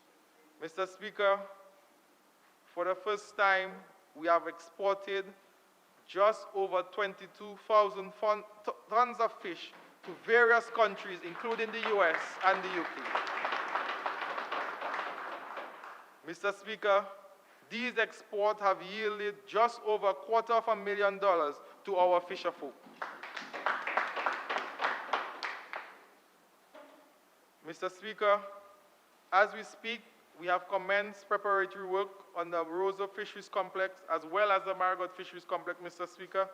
This is to the tune of $27 million, a gift from the Japanese government, Mr. Speaker, and I would like to express my thanks as Minister responsible to the Japanese government. Mr. Speaker, we will see the modernizing and increased storage and preparation of fish at these facilities. Mr. Speaker, the ministry has spent in excess of $300,000 replacing and purchasing ice machines and coolers for the Newtown facility, Ansdime, and Sansouvet facilities, Mr. Speaker. Mr. Speaker, the Faucole Fisheries Complex is nearing completion and will be completed in this fiscal year. Mr. Speaker, the introduction of information technology into agriculture. Mr. Speaker, our commitment is to move this industry into modern times, using new techniques and technologies. Mr. Speaker, as we speak, we have a hydroponics and aquaponics specialist consultant from the FAO, Mr. Speaker, and I would like to express my thanks to Ms. Mia April for her services. Mr. Speaker, we are moving along with the digital economy, and we will be participating, Mr. Speaker, as the Ministry of Agriculture fully. As we speak, Mr. Speaker, we have already deployed tablets to our extension officers. Mr. Speaker, we are now in process of using drones to visit our farms, Mr. Speaker, and I would like to thank Mr. Chad George for his assistance during this process. Mr. Speaker, we are also developing a state-of-the-art management system for our farmers and fresh produce. I would just like to inform Senator Masley that we got this. This financial year will be an exciting one for all stakeholders, particularly the young people interested in creating employment opportunities in the agriculture industry. During this period, Mr. Speaker, my ministry and this government will place significant focus on high-value crops like ginger and turmeric. Mr. Speaker, during this financial year, we will make available just over 25,000 cocoa plants to our farmers. Mr. Speaker, we will increase cocoa production on the island to ensure that beans are consistently available for local consumption and export over the next 3 years. Mr. Speaker, during this financial year, we will pursue the establishment of estate-type farms. These are farms, Mr. Speaker, in excess of 3 acres. A farmer who has 3 acres or more of passion fruit, pineapple, watermelon, sweet and seasoning peppers, cantaloupe, beet, squash, and broccoli, for examples, Mr. Speaker, we will provide special assistance to ensure that we have a consistent supply, consistent quality available on the local and regional markets, Mr. Speaker. Mr. Speaker, I move now to agro-processing. Mr. Speaker, we know that agro-processing and agriculture production goes hand in hand. Mr. Speaker, fruits and vegetables in the raw and processed form are in high demand regionally and internationally. The aim of the ministry is ultimately to establish fruit farms across the country, where these fruits will be available year-round for local and export. In this regard, Mr. Speaker, we have commissioned propagation of over 5,000 fruit trees, cherries, guavas, soursop, green apple, carambola, guava cherry, to name a few. We will make over 6,000 citrus plants, Madam Speaker, available to our farmers. Mr. Speaker, we will provide the support and incentives. We will simply supply all that is necessary, especially to the young people who share the vision to take advantage of these opportunities. Mr. Speaker, during this financial year, the ministry will go out on an aggressive campaign to ensure our young people are back in agriculture. Mr. Speaker, I would like to thank the Minister for Education for her support in this regard as we partner to reintroduce aggressively, Mr. Speaker, in our schools, agriculture. Mr. Speaker, when one speaks of stimulating the economy or creating jobs, these are the interventions which foster growth. Therefore, during this financial year, we have removed the import duty and VAT on packaging material, plant equipment, and machinery for manufacturers. Mr. Speaker, the government is creating a ripe environment for the creation and strengthening of the cottage industries.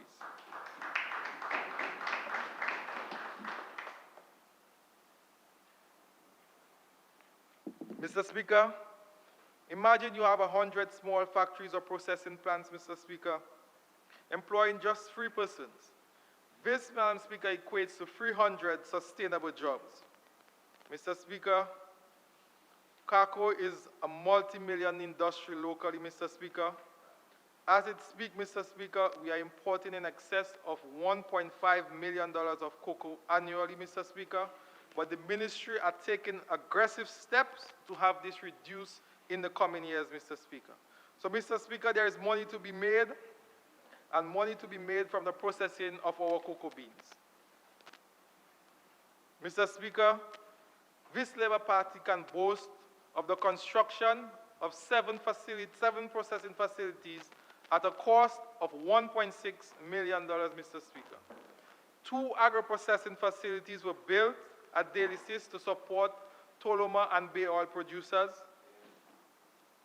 5 cassava producing facilities in Salivier at Kingston, Sensi, Cassiroos, and Kalibishi are nearing completion, Mr. Speaker.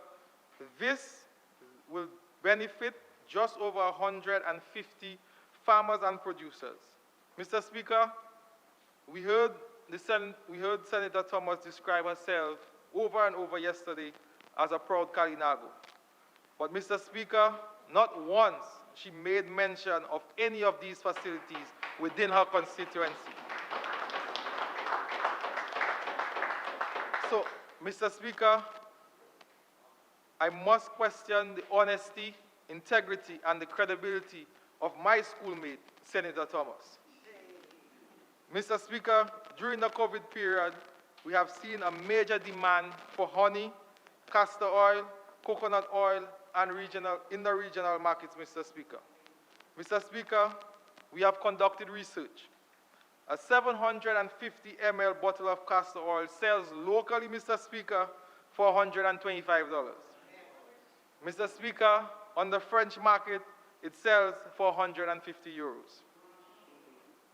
In my constituency, Mr. Speaker, there is a significant number of persons engaged in castor and coconut oil production. I am happy that in the 2021 budget, that bottles and labels have been made cheaper, and they will be able to earn more money from the sales than before. Mr. Speaker, the Ministry of Agriculture and this government is on a mission to create sustainable jobs and opportunities within the agriculture industry. A major incentive, therefore, to businesses under the 2020-2021 budget is the investments through the Entrepreneur Visa Program. Mr. Speaker, I would like to urge the small business owners, the agro-processors to take advantage of this, Mr. Speaker, as I think this is a significant achievement for this government. Mr. Speaker, Dynamic Dominica is real. The ministry is calling on our young people to form partnerships, small companies, cooperatives to explore the opportunities available in this agriculture industry. Mr. Speaker, the small business unit in the Ministry of Tourism is well equipped to assist you in setting up the business model. The government has demarcated hundreds of acres of land for agriculture use. We are ready to partner with serious persons, Mr. Speaker, to help small groups and other young Dominicans who are interested in leasing government land to establish estate-type farms. Mr. Speaker, before I end, I must express my full support for the budget estimates 2020-2021. Mr. Speaker, over $30 million over a 3-year period is made available as a gift to the economy, Mr. Speaker, for small and medium-sized enterprises, the backbone of most, if not all, of our rural communities. Where our rural communities thrive, Mr. Speaker, the economy will be strong. I am pleased with this measure, Mr. Speaker. Mr. Speaker, I'm especially happy for my constituency because we will take full advantage of these business opportunities which are presented in the 2020-2021 budget. Mr. Speaker, I will now urge the commercial banks, Mr. Speaker, to be a little bit more cooperative with our small business persons, Mr. Speaker, because they are the backbone, as I said, of our economy. Mr. Speaker, the concession to manufacturers. My constituents who produce castor oil and coconut oil, I am happy for this concession, as they will now be able to afford labels and proper bottles to make their products attractive. Reduction in land fees. Mr. Speaker, money saved is money earned. We are giving back to Dominicans, Mr. Speaker, during this most challenging time around the world.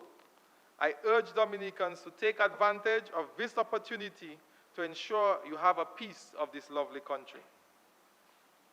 To the young people who will be receiving the 40% off student loans, Mr. Speaker, I urge you to reinvest this money into a small business, real estate, or attaining higher education. Mr. Speaker, for those of us who are under 40, we should explore the opportunity of constructing a home to take advantage of the $10,000 grant. Mr. Speaker, while I'm on this subject, again, Mr. Speaker, I would like to call on the financial institutions to join the efforts of this government to introduce more flexible mortgages and business lending terms to our young people. Mr. Speaker, often they tell you that your debt-to-equity ratio is not suitable for the bank, Mr. Speaker, and our young people who have just out of university are finding it very prohibitive to attain financing from these institutions. Mr. Speaker, as I end, I would like to take the opportunity to thank the hardworking staff of the Ministry of the Blue and Green Economy, Agriculture, and Food Security, National Food Security. I would like to express my profound thanks, Mr. Speaker. It's not easy, but Dr. Thomas, my permanent secretary, does his best. Mr. Speaker, we have much more work to do as we move this industry forward to building a dynamic Dominica. Resilience must be our watchword, Mr. Speaker, as we all know how fragile this industry is to natural disasters, diseases, and other challenges. Our farmers, our fisher folk, I implore you, please put your hurricane safety plans in order. Livestock farmers, please identify safe ground for your animals. The fisher folk, please take swift action in securing your vessel, your engines, your fish nets, and other equipment when called upon to do so. Mr. Speaker, I urge our farmers and our fisher folk, please treat agriculture as a business, not as a pastime. Adopt the best practices which will improve the quality of your yield and the quantity. Keep the records of your activity on the farm. Plant in a way which will ensure that you have a consistent yield to support yourself and your family. Mr. Speaker, farmers and fisher folk need to learn to save and reinvest in their businesses. Mr. Speaker, there is hope. There is promise. Despite the challenges, this Labour Party administration has not failed the people of Dominica. Mr. Speaker, this journey to building a stronger and dynamic Dominica is one which will not be without external financial challenges, seen and unseen, and natural disasters. But, Mr. Speaker, the people of Dominica trust that this Labour Party administration has stood many tests and will continue to invest in building lives, strengthening the economy, and making Dominica a decent and honorable place to call home.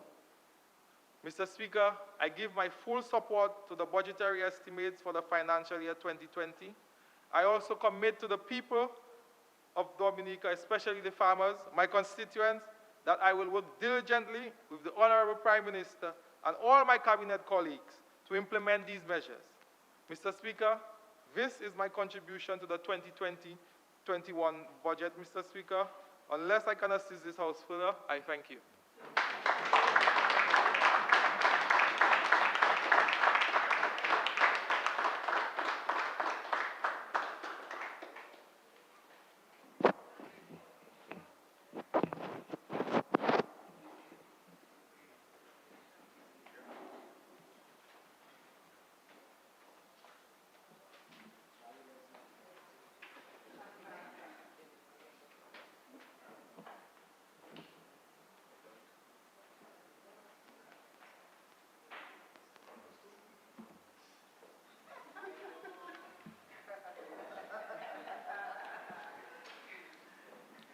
I recognize Senator Honorable Nichols Esprit. Senator, you can proceed. Thank you, Mr. Speaker. I rise to give my unwavering support to this 2020-21 budget brilliantly presented by our dear Honorable Prime Minister, Mr. Speaker. Mr. Speaker, before I go much further, there is an issue that a lot of people have been raising with me, and that is an issue which relates to the abandonment of the Salisbury constituency, Mr. Speaker. This issue, Mr. Speaker, is not a new issue, but it is an issue unique to the United Workers' Party, because in the year 2000 up to 2009, the UWP candidate for the Wesley constituency did the same thing to the people of the Wesley constituency, where he lived overseas and came down once every free sitting to represent the people, Mr. Speaker. And this we've seen happening again. What I can say to the people who ask me to bash the PAL rep for Salisbury, I can say to them, I will not do that. Because a few months ago, I offered myself to serve the people of Salisbury, and the people chose to elect party over the best person to represent them. So in local parlance, they have to take what they get. I can say to the people who stood with me, I can say to the people who stood with the Prime Minister, and I can say to the people who stood with the Dominican Labour Party in the Salisbury constituency, Shanks Nichols Esprit has your back and will be there for you. And that brings me to the next point, Mr. Speaker, that in the elections of 2019, the Dominican Labour Party offered 21 men and women, all dedicated to do one thing for the country and for their constituencies, that is to represent and better the lives of the people which they offered themselves for, Mr. Speaker. And it is clearly manifested by our utterances and by the actions of this government and by the actions of the Prime Minister.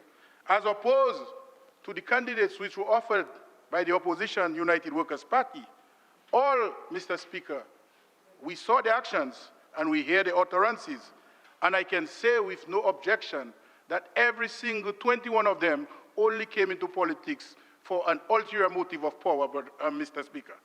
It's clear. The member for Marigot only contested to be the Prime Minister. The member for Salisbury only contested to be the Minister of Facebook. The member, the senator from the Kalinago territory only contested to be the Minister of Health. And the senator from Penville contested to shadow the Prime Minister Roosevelt's carrot, Mr. Speaker. No, the senator, Maclean, he fancies himself being a young Roosevelt's carrot, Mr. Speaker. And I can go on and on. Monel Williams, she contested to be the Minister of Youth. You can call names in this honourable house unless okay, the person is Mr. Speaker, sitting. Yes. I take back Monel Williams. But for those who are there, the Senator John Finn contested to be the Minister of Education. So every one of them came with an expectation of being a minister and so on. Whereas those of us on this side only contested to serve and better the lives of the people of Dominica. And that is why the people of Dominica elected 18-3 the Dominica Labour Party. Mr. Speaker, I heard Senator Clement Maslin yesterday. Maslin, he said he's your cousin Blackmore. That's what he said yesterday. And I want to advise him that there's a saying, when a man is down, keep him down. And I'm going to advise him, Mr. Speaker, that his current leader is down. Because yesterday, on Wednesday, you heard the leader of the opposition present. The only thing that was unique to the leader of the opposition, well, he calls himself leader of the parliamentary opposition. So the only thing that was unique to the leader of the parliamentary opposition on Wednesday was his voice. He lacked clarity.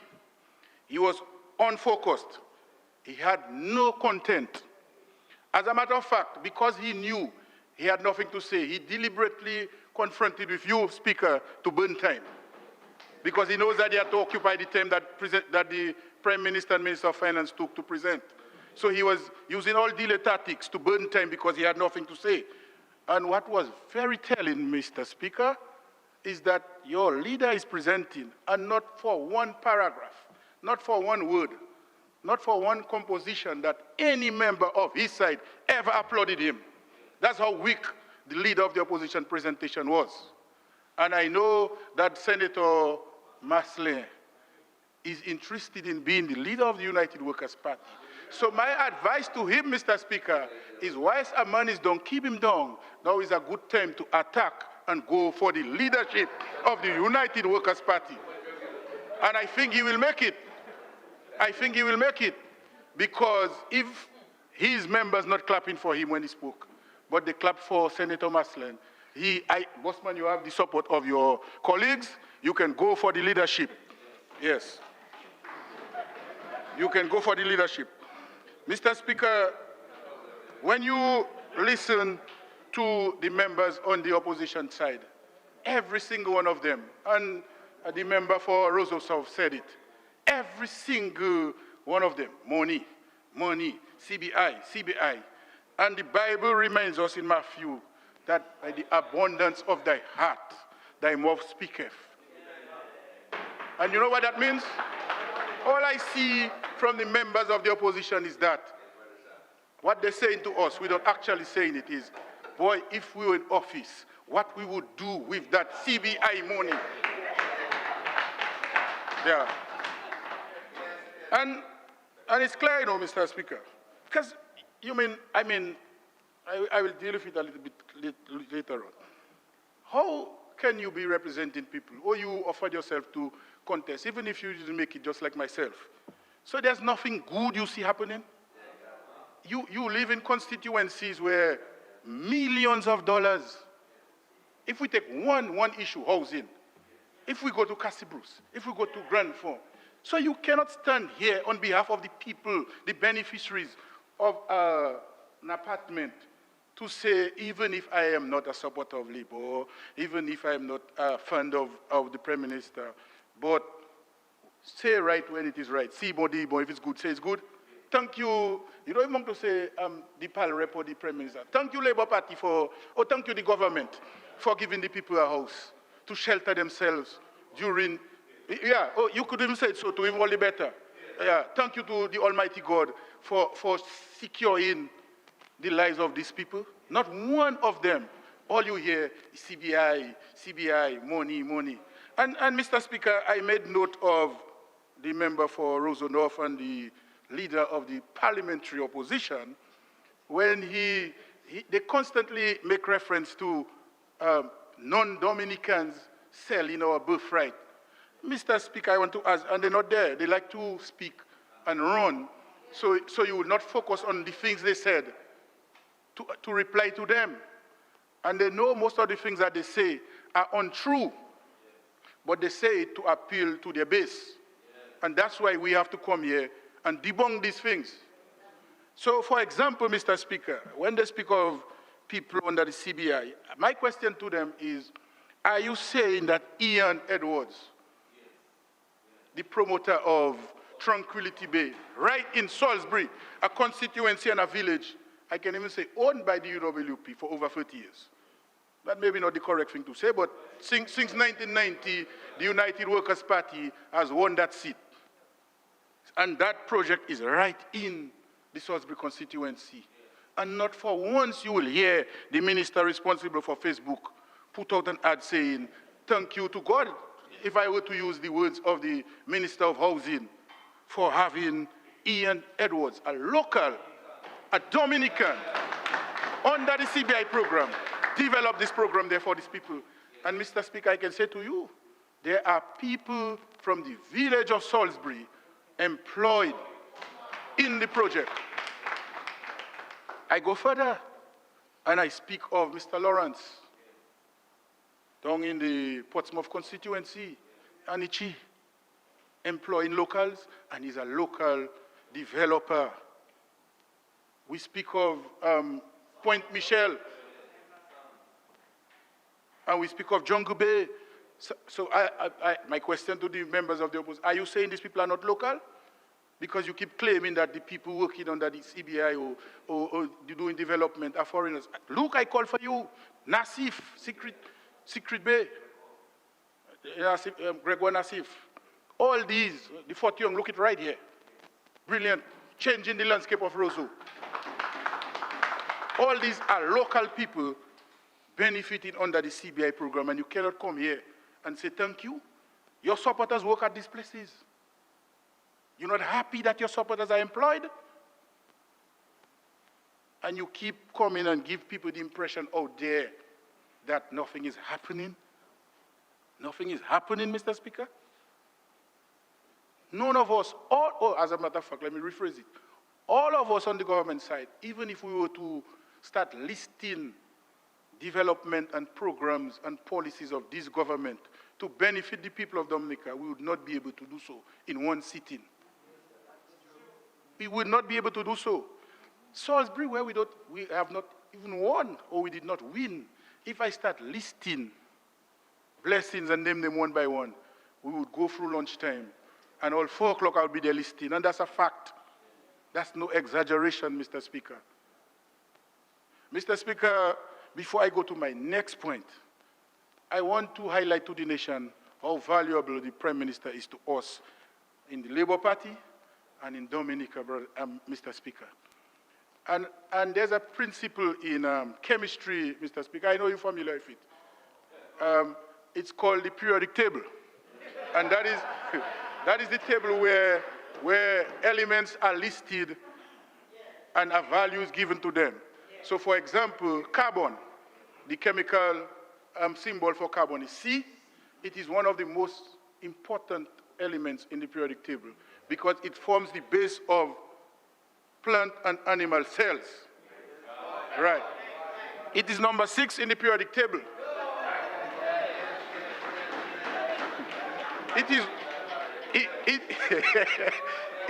Mr. Speaker, it is one of the few elements in the periodic table with what you call an isotope. An isotope. But member, you are in terms of relevance. You need to get to the point. Yes, I'm getting to the point. Mr. Speaker, I'm getting to the point. I'm getting to the point. Mr. Speaker,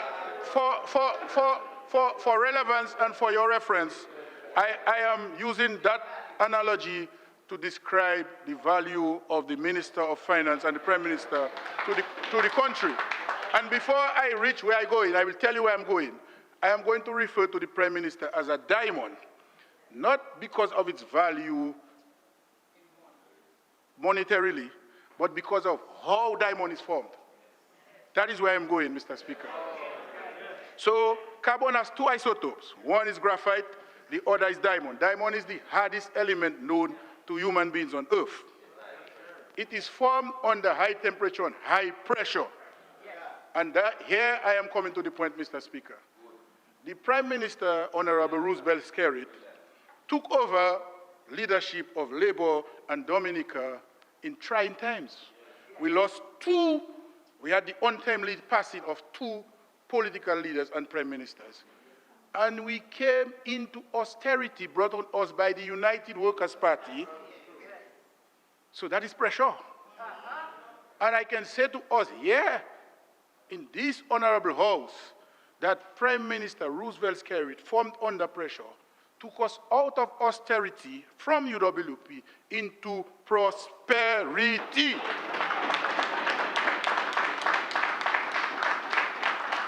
And I can list some of the pressures that he went through. No, I'm good, thank you. We have Erica, something many leaders would buckle under and fail. We had, after Erica, in short space of time, we had Maria. And even we have not even gone out of Maria, we have Mr. COVID. And everybody on island, including myself, was expecting to hear a budget with a few taxes here and there to collect money to augment for the losses that the country has faced.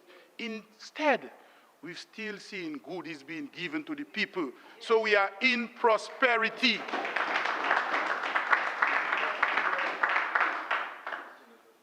We are able to pay our loans. And the nice word we use for that on the paper is debt amortization, which simply means paying our loan. We have not defaulted on any of our loans. We have not defaulted on any of our social obligations to our people, less fortunate people. The people who are 70 years and older still receive their $300.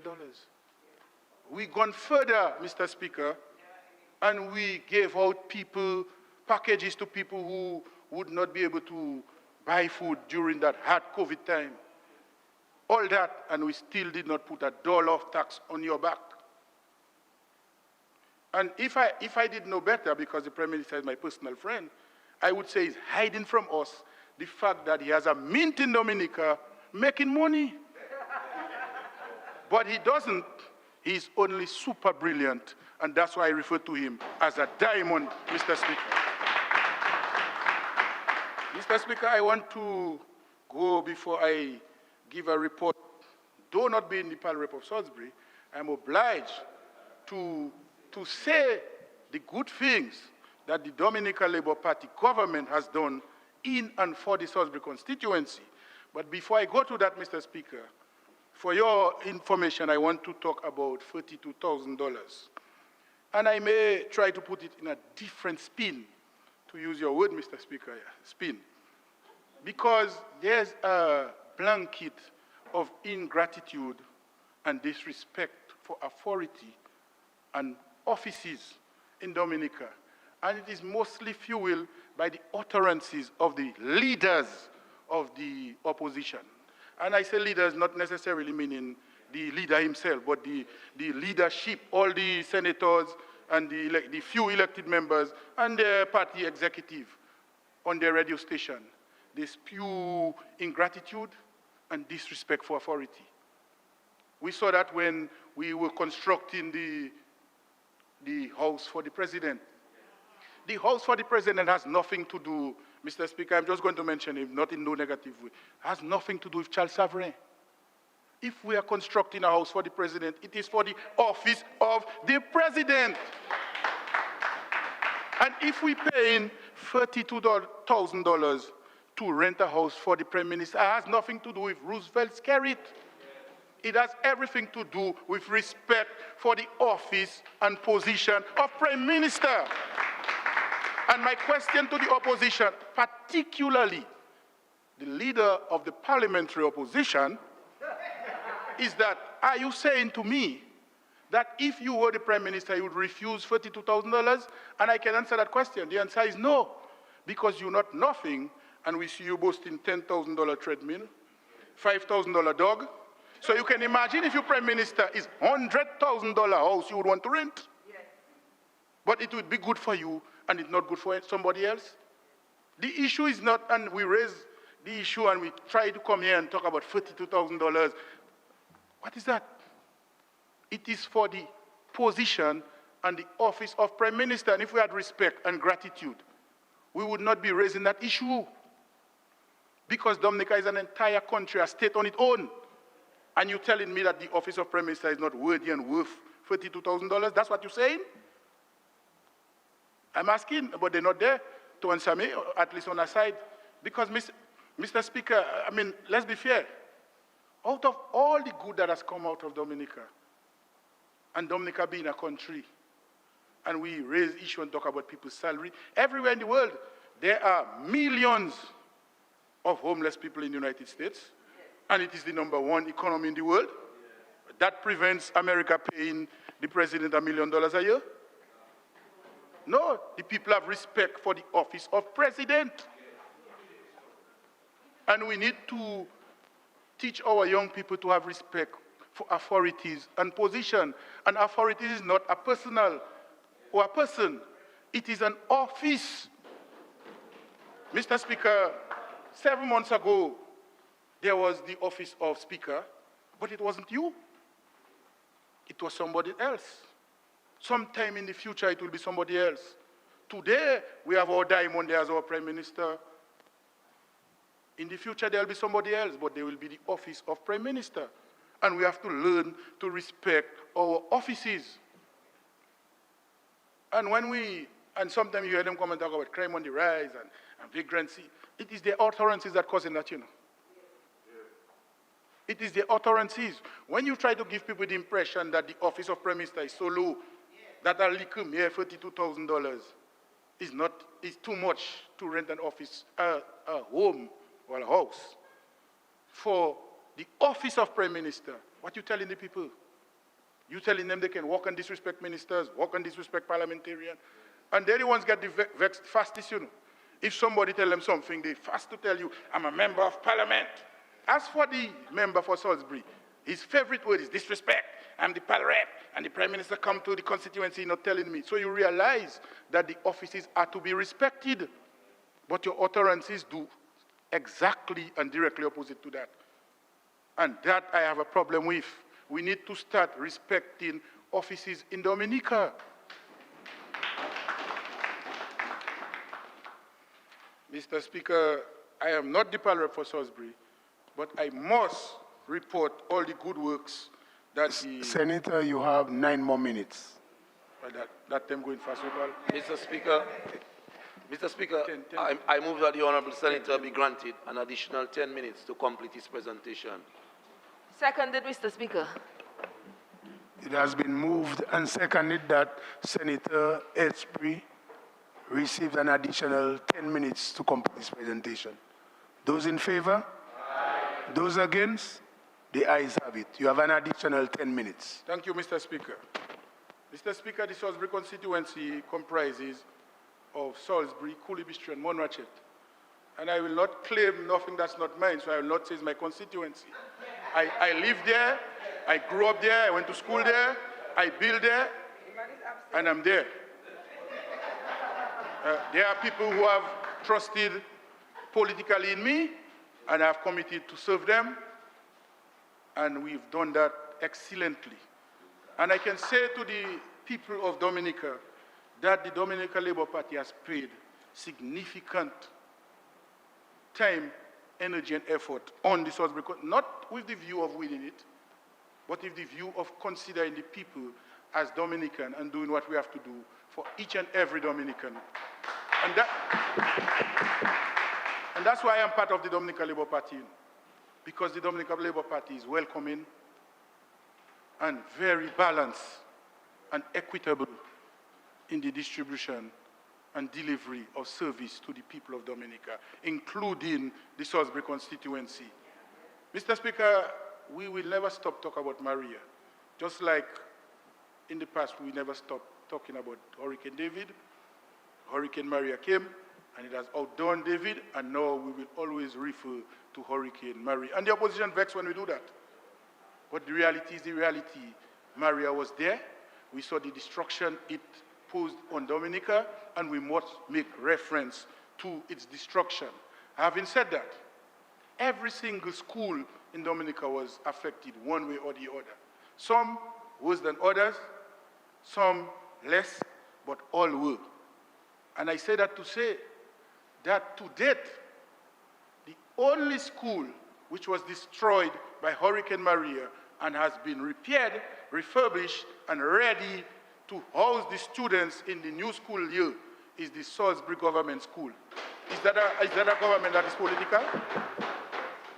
Those of you who pass Salisbury on your way down at night, you will see a whole set of lights shining bright and a reflection of yellow. That is the Salisbury Government School. Millions of dollars spent on it. And Mr. Speaker, one of the most badly affected schools, or actually school just disappeared, was a school in the Prime Minister's constituency. And he didn't say, I am Prime Minister, I'm going to fix my school. We fixed the Salisbury Government School. And then you will hear people go on queue and all, oh, it's political. Political? Mr. Speaker, we distributed close to 500 care packages. And no one was left behind. All the vulnerables were taken care of. And you know, I just get pressure for these things, Mr. Speaker. Because you are in an area where you're in minority, the majority of people would be the other side. So when our people see majority of our packages go to the other side, they make noise with me. But they are vulnerable and deserving of these packages, and we will deliver it to them in a non-political manner.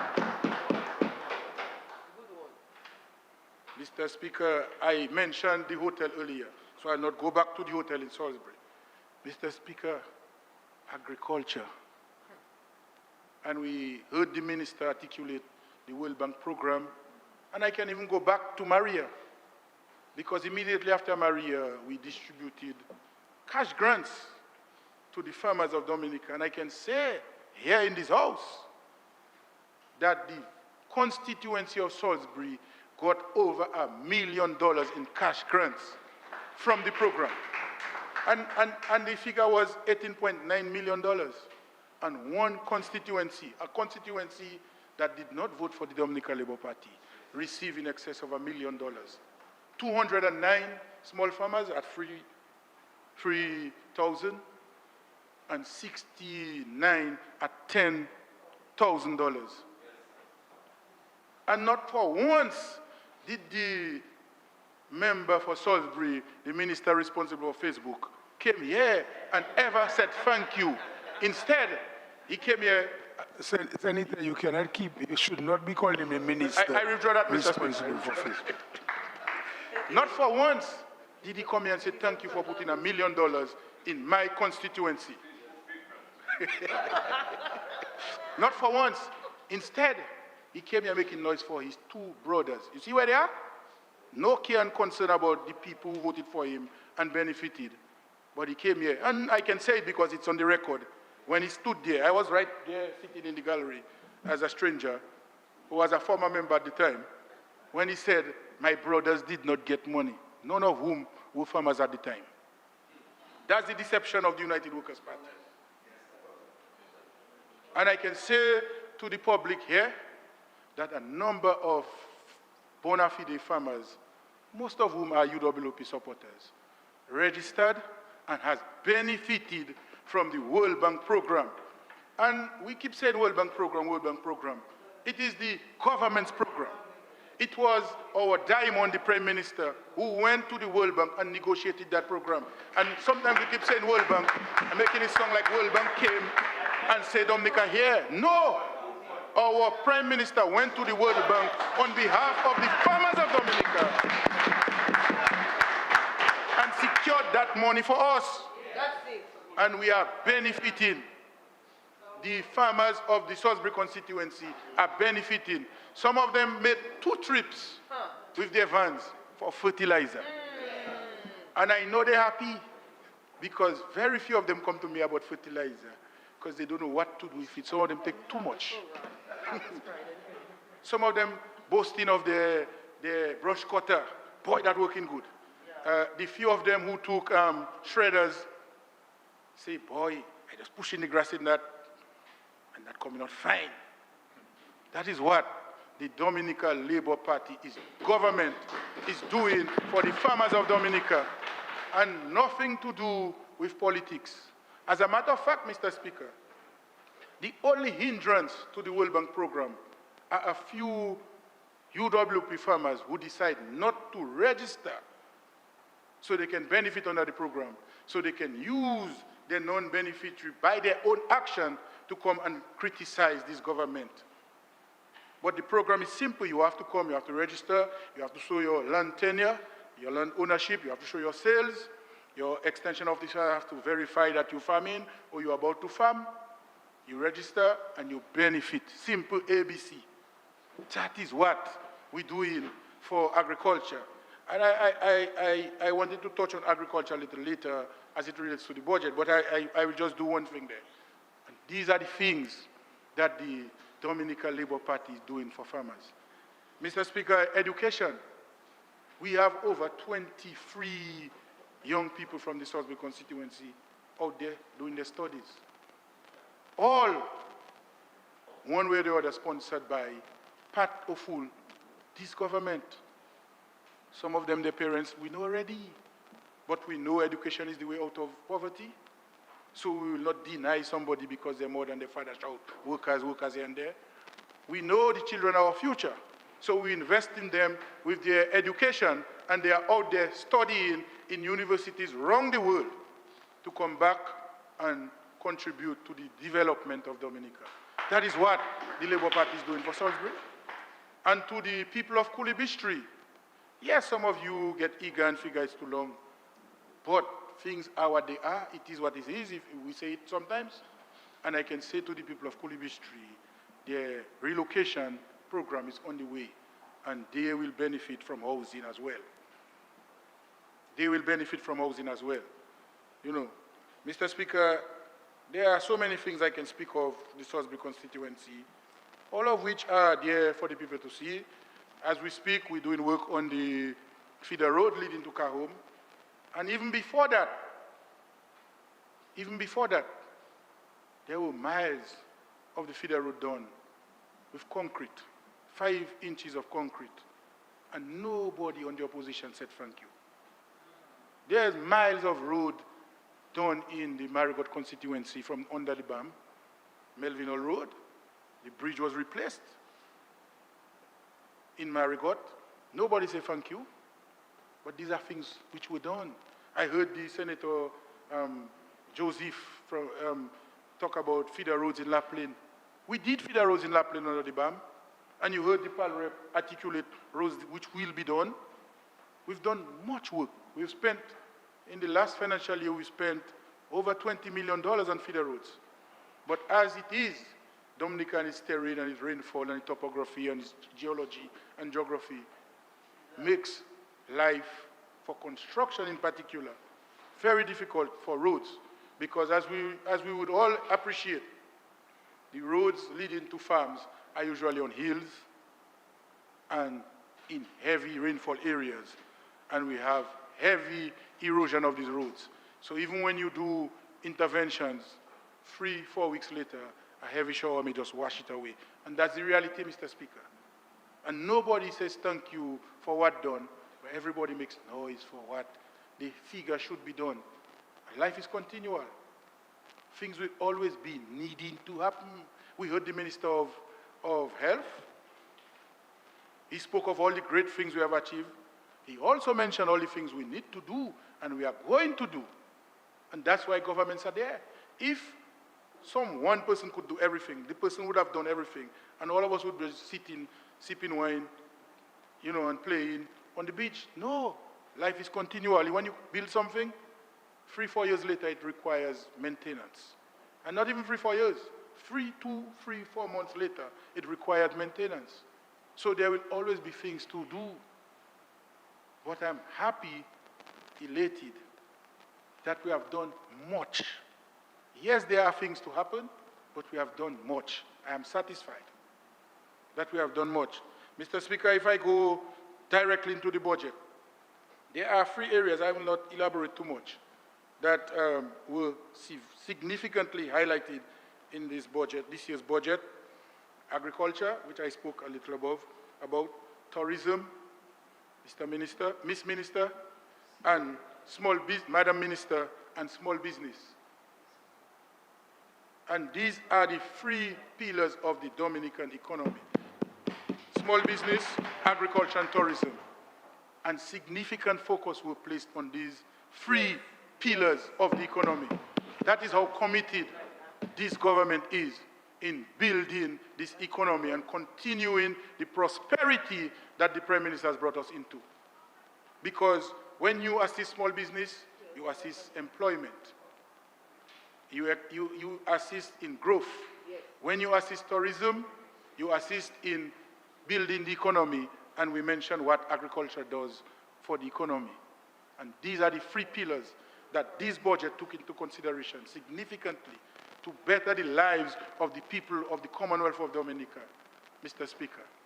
That is why I have no objection to 110% support this budget, because this budget is forward-thinking and it's futuristic, not only by the digital economy, but by the positive impact that this budget is going to have on the lives of the citizens of Dominica, Mr. Speaker. And Mr. Speaker, in closing, I want to mention one thing. Many speakers before me mentioned them. But I remember being on that side of the House, and once I stood there, well, maybe twice, and I said the number one, PM, you remember? The number one infrastructural development that would impact Dominica positively is the construction of an international airport.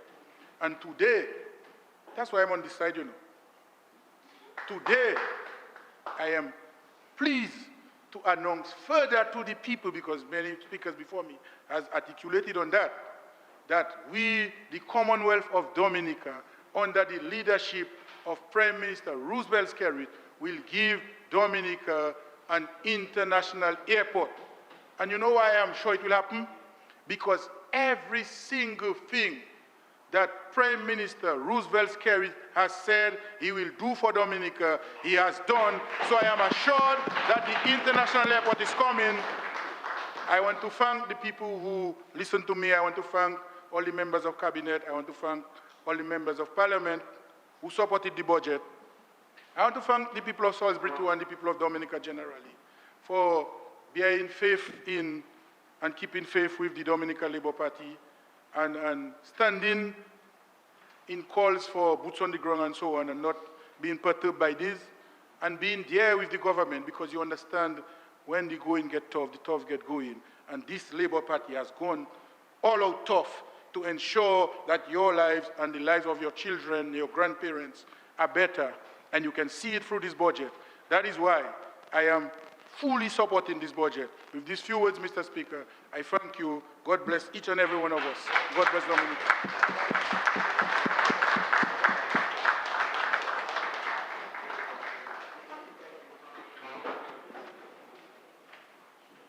Mr. Speaker, I move that the House be adjourned until suspended until 2:30 this afternoon. Seconded.